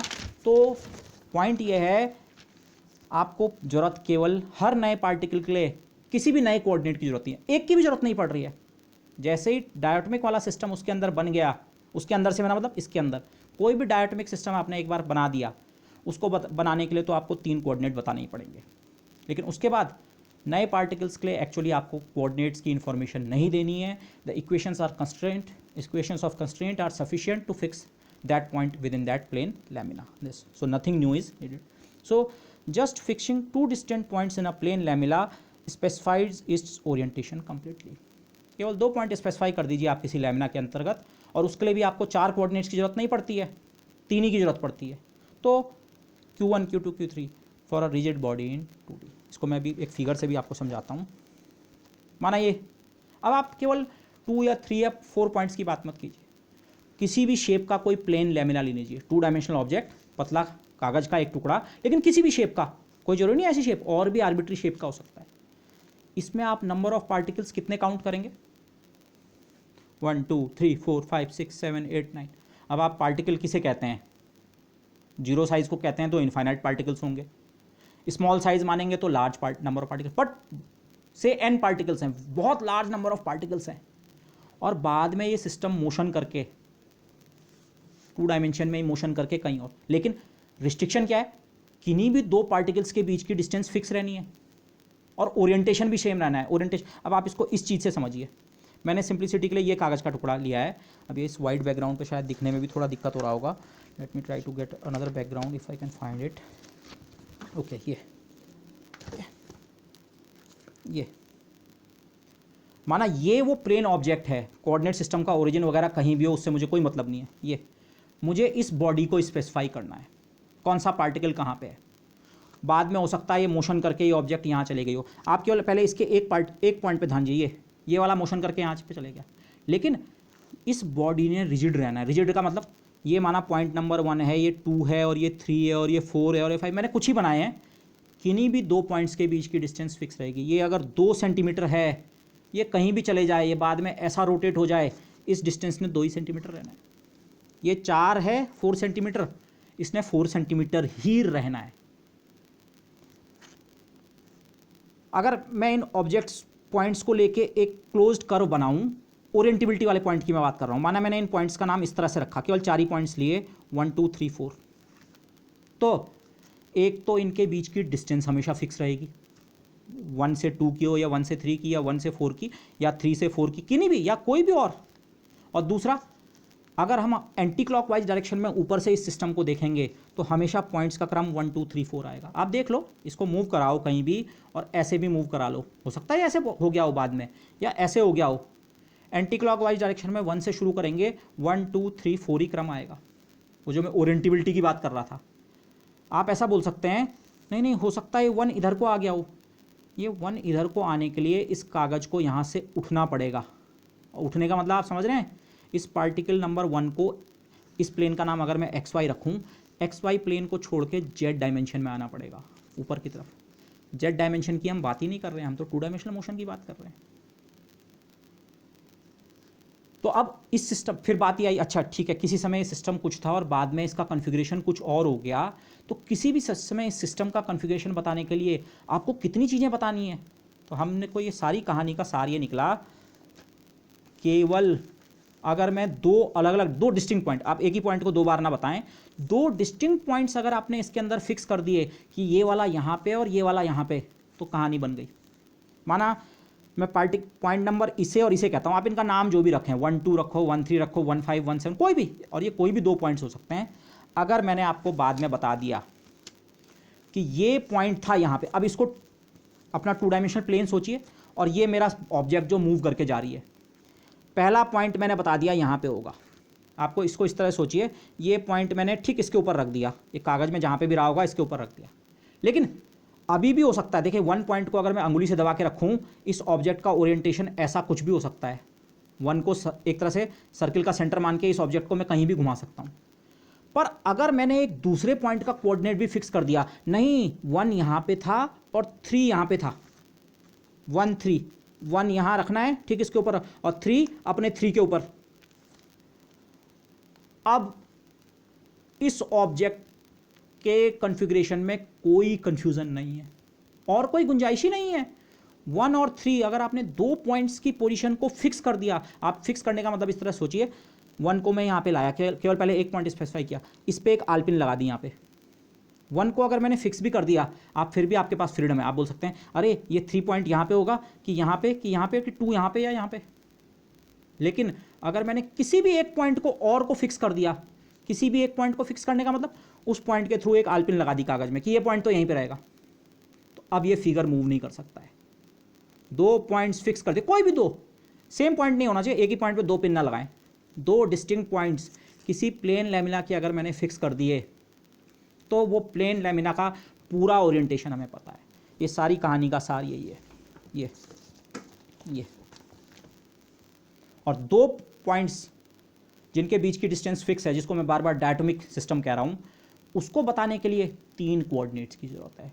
तो रिजिड लैमिना जिसमें हो सकता है आप उनमें इनफाइनाइट नंबर ऑफ पॉइंट्स भी काउंट करें, 1 2 3 4, या आप इतने छोटे एरिया को अगर एक पॉइंट मान रहे हैं तभी भी हो सकता है इसके अंदर 10,000 पॉइंट हो या 1000 पॉइंट हो, फिर भी इस सिस्टम को भी स्पेसिफाई करने के लिए आपको केवल 3 कोऑर्डिनेट्स की जरूरत है। So this is a very important result. तो यहाँ से अब मैं रिवर्स में एक चीज़ काउंट करना चाहता हूँ, इस सिस्टम में इंडिपेंडेंट कंस्ट्रेंट्स कितनी थी। अगर n पार्टिकल सिस्टम के इसके या इस फिगर में देखिए, अगर सारे कोऑर्डिनेट्स, सारे पार्टिकल्स फ्री होते, रिजिड लैमिना की कंस्ट्रेंट नहीं होती, तो आपको ज़रूरत पड़ती 2n नंबर ऑफ कोऑर्डिनेट्स की, 2 पहले के लिए, 2 दूसरे के लिए, 2 तीसरे के लिए, 2n। बाद में हम जिस भी तरीके से हमने काउंट किया हमको पता लगा रहे इस सिस्टम में तो जो नंबर ऑफ जनरलाइज कोऑर्डिनेट जिसको हम स्मॉल n से दिखाते हैं केवल 3 है। 3 बता देंगे, डायटोमिक सिस्टम बताने के लिए 3 चाहिए होते हैं, बस वो बता दिए, हो गया स्पेसिफिकेशन। जनरलाइज कोऑर्डिनेट्स केवल 3 है। तो नंबर ऑफ इंडिपेंडेंट कंस्ट्रेंट्स इस सिस्टम में कितनी होंगी? 2n-3। क्यों? ये फॉर्मूला ध्यान कीजिए। Number of generalise coordinates 3 dimension में होता है 3n-k, 2 डायमेंशन में 2n-k। Number of free particle coordinates minus number of constraints. तो k की जगह जब मैं इतना लूँगा 2n-3 तो 2n से 2n कैंसिल 3। इस सिस्टम में इतनी इंडिपेंडेंट कंस्ट्रेंट्स थी, 2n में 3 कम। इसको इस तरह से भी आप ये काउंटिंग इस तरह से भी कर सकते हैं जिस तरह से मैंने आपको समझाने की कोशिश की है। 2 पार्टिकल के बाद तो हर नया पार्टिकल लाने पे जितने कोऑर्डिनेट्स आते हैं उतनी कंस्ट्रेंट्स आती हैं। कोऑर्डिनेट्स मतलब अगर ये पार्टिकल फ्री होता तो 2 कोऑर्डिनेट की जरूरत पड़ती, पर 2 इंडिपेंडेंट कंस्ट्रेंट।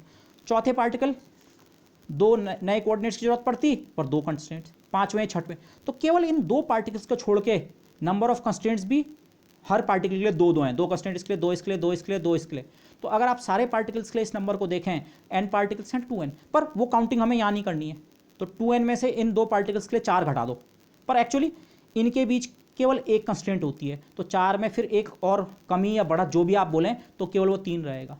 माना ये n पार्टिकल्स हैं, मैं अब की बार कंस्ट्रेंट्स इंडिपेंडेंट कंस्ट्रेंट्स का नंबर काउंट कर रहा हूँ। तो हर पार्टिकल 2 कंस्ट्रेंट लेके आया, तो पूरे सिस्टम के लिए 2n कंस्ट्रेंट्स। बट जो शुरू के 2 पार्टिकल्स थे उनके लिए ये 2n वाला नंबर अप्लाई नहीं होता है कि हाँ हर पार्टिकल 2 कंस्ट्रेंट लेके आता है। ये वाला इसको इस तरह सोचें, सेकंड पार्टिकल अपने साथ एक कंस्ट्रेंट लेके आता है कि इससे इसकी डिस्टेंस कितनी रहेगी दिस। तो इस 2n में एक की कमी हो गई, इसमें 2 नहीं है, इसमें केवल एक कंस्ट्रेंट है। और पहले पार्टिकल पे कोई कंस्ट्रेंट नहीं है। उसको इस तरह सोचिए, हमने इस सिस्टम को कंस्ट्रक्ट कैसे किया था? पहला पार्टिकल हमने उसके 2 कोऑर्डिनेट्स की मदद से ही बताया था, या तो x1 y1 या r1 θ1। 2 कोऑर्डिनेट्स की जरूरत पड़ी, कंस्ट्रेंट एक भी नहीं था। इसके लिए एक कोऑर्डिनेट की जरूरत पड़ी, एक कंस्ट्रेंट था। तो ये 2n वाली काउंटिंग है, एक यहां कम और 2 यहां कम, तो 2n-3। बट जिस भी तरीके से आप काउंट करें, ओके दिस। और अगर आप इसे नाइवली काउंट करते तो जैसा हम शुरू में यहाँ पे मैंने किया था, जो मैंने यहाँ पे गलत तरीके से काउंटिंग की थी, जब हमें लगा कि इस सिस्टम में 3 कंस्ट्रेंट पहले से थी और इस नए पार्टिकल के बाद 3 और आई, 6 कंस्ट्रेंट, जबकि बाद में पता चला नहीं 6 नहीं, इंडिपेंडेंट कंस्ट्रेंट्स केवल 5 थी। ऐसी गलती अगर आप नाइवली काउंट करें तो किसी n पार्टिकल सिस्टम में आप कितनी कंस्ट्रेंट्स लिख सकते हैं जो कि इंडिपेंडेंट नहीं होंगी? ये है कोई ऑब्जेक्ट, n पार्टिकल्स हैं। फर्स्ट पार्टिकल की डिस्टेंस बाकी सारे पार्टिकल से फिक्स्ड है, तो फर्स्ट पार्टिकल के अलावा बाकी कितने पार्टिकल्स हैं सिस्टम में? n-1। फर्स्ट पार्टिकल की डिस्टेंस का आप रिलेशन लिखें तो आप उसके लिए n-1 रिलेशन लिख सकते हैं। फर्स्ट की डिस्टेंस सेकंड से एक इक्वेशन, फर्स्ट की थर्ड से दूसरी, फर्स्ट की फोर्थ से तीसरी, फर्स्ट की nth से n-1 एक कम।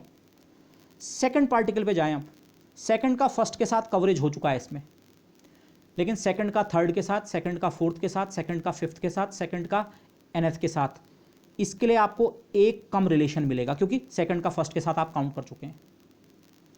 थर्ड के लिए एक और कम मिलेगा, और जो लास्ट का पार्टिकल है n और उससे एक पहले वाला पार्टिकल n-1, n-1th पार्टिकल का बाकियों के साथ डिस्टेंस के रिलेशन यहाँ काउंट हो चुके हैं, और n-1 का nth के साथ एक relation plus dot dot dot.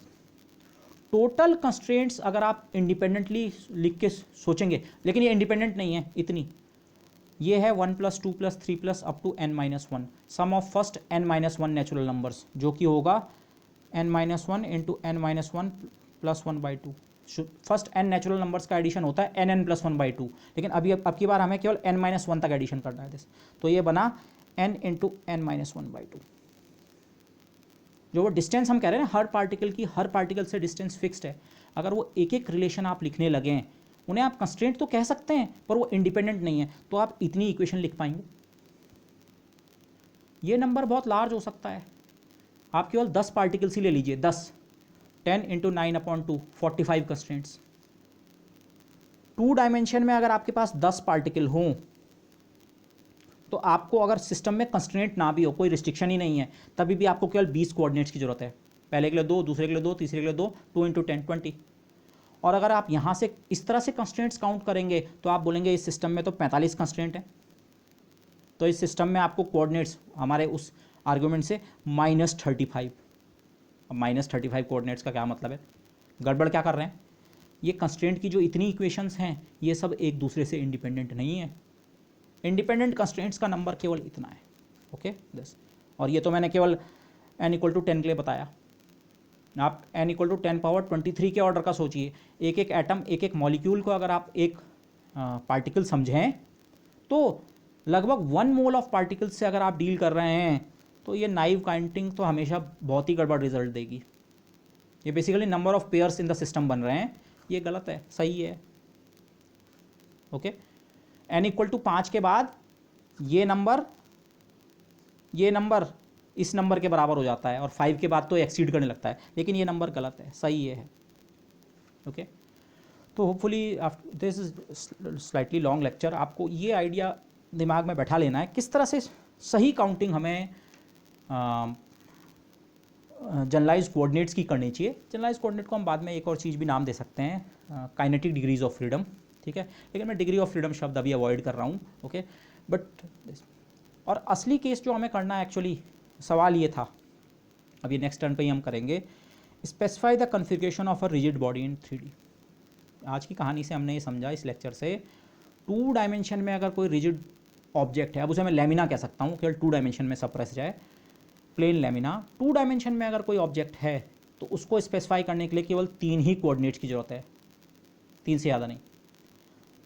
अगर 3 डायमेंशन में कोई 3 डायमेंशनल ऑब्जेक्ट आपके पास है इन जनरल, कोई पत्थर आप सोचिए किसी भी शेप का, और वो कहीं भी मोशन कर रहा है और बाद में वो रोटेट भी हो गया और कुछ हो गया, तो उसको स्पेसिफाई करने के लिए, उसके कॉन्फ़िगरेशन को स्पेसिफाई करने के लिए आपको कितने इंडिपेंडेंट कोऑर्डिनेट्स, कितने जनरलाइज कोऑर्डिनेट्स की मोस्ट जनरली ज़रूरत पड़ सकती है, okay. So for a rigid body in 3D आप खुद से आइडियाज़ को सोचिए, और इसी तरह से हम थोड़ा डेवलपमेंट करेंगे, पर मेनली जो आइडिया हम यहाँ पे बात कर चुके हैं यही आइडिया वहाँ पे रिपीट होगा, तो वो डिस्कशन थोड़ा और क्विक होगा इसके रेस्पेक्ट में। तो 3 डायमेंशन में अगर कोई रिजिड बॉडी है तो उसके लिए हमें कितने जनरलाइज कोऑर्डिनेट्स की ज़रूरत पड़ती है, that we will discuss in the lecture to come.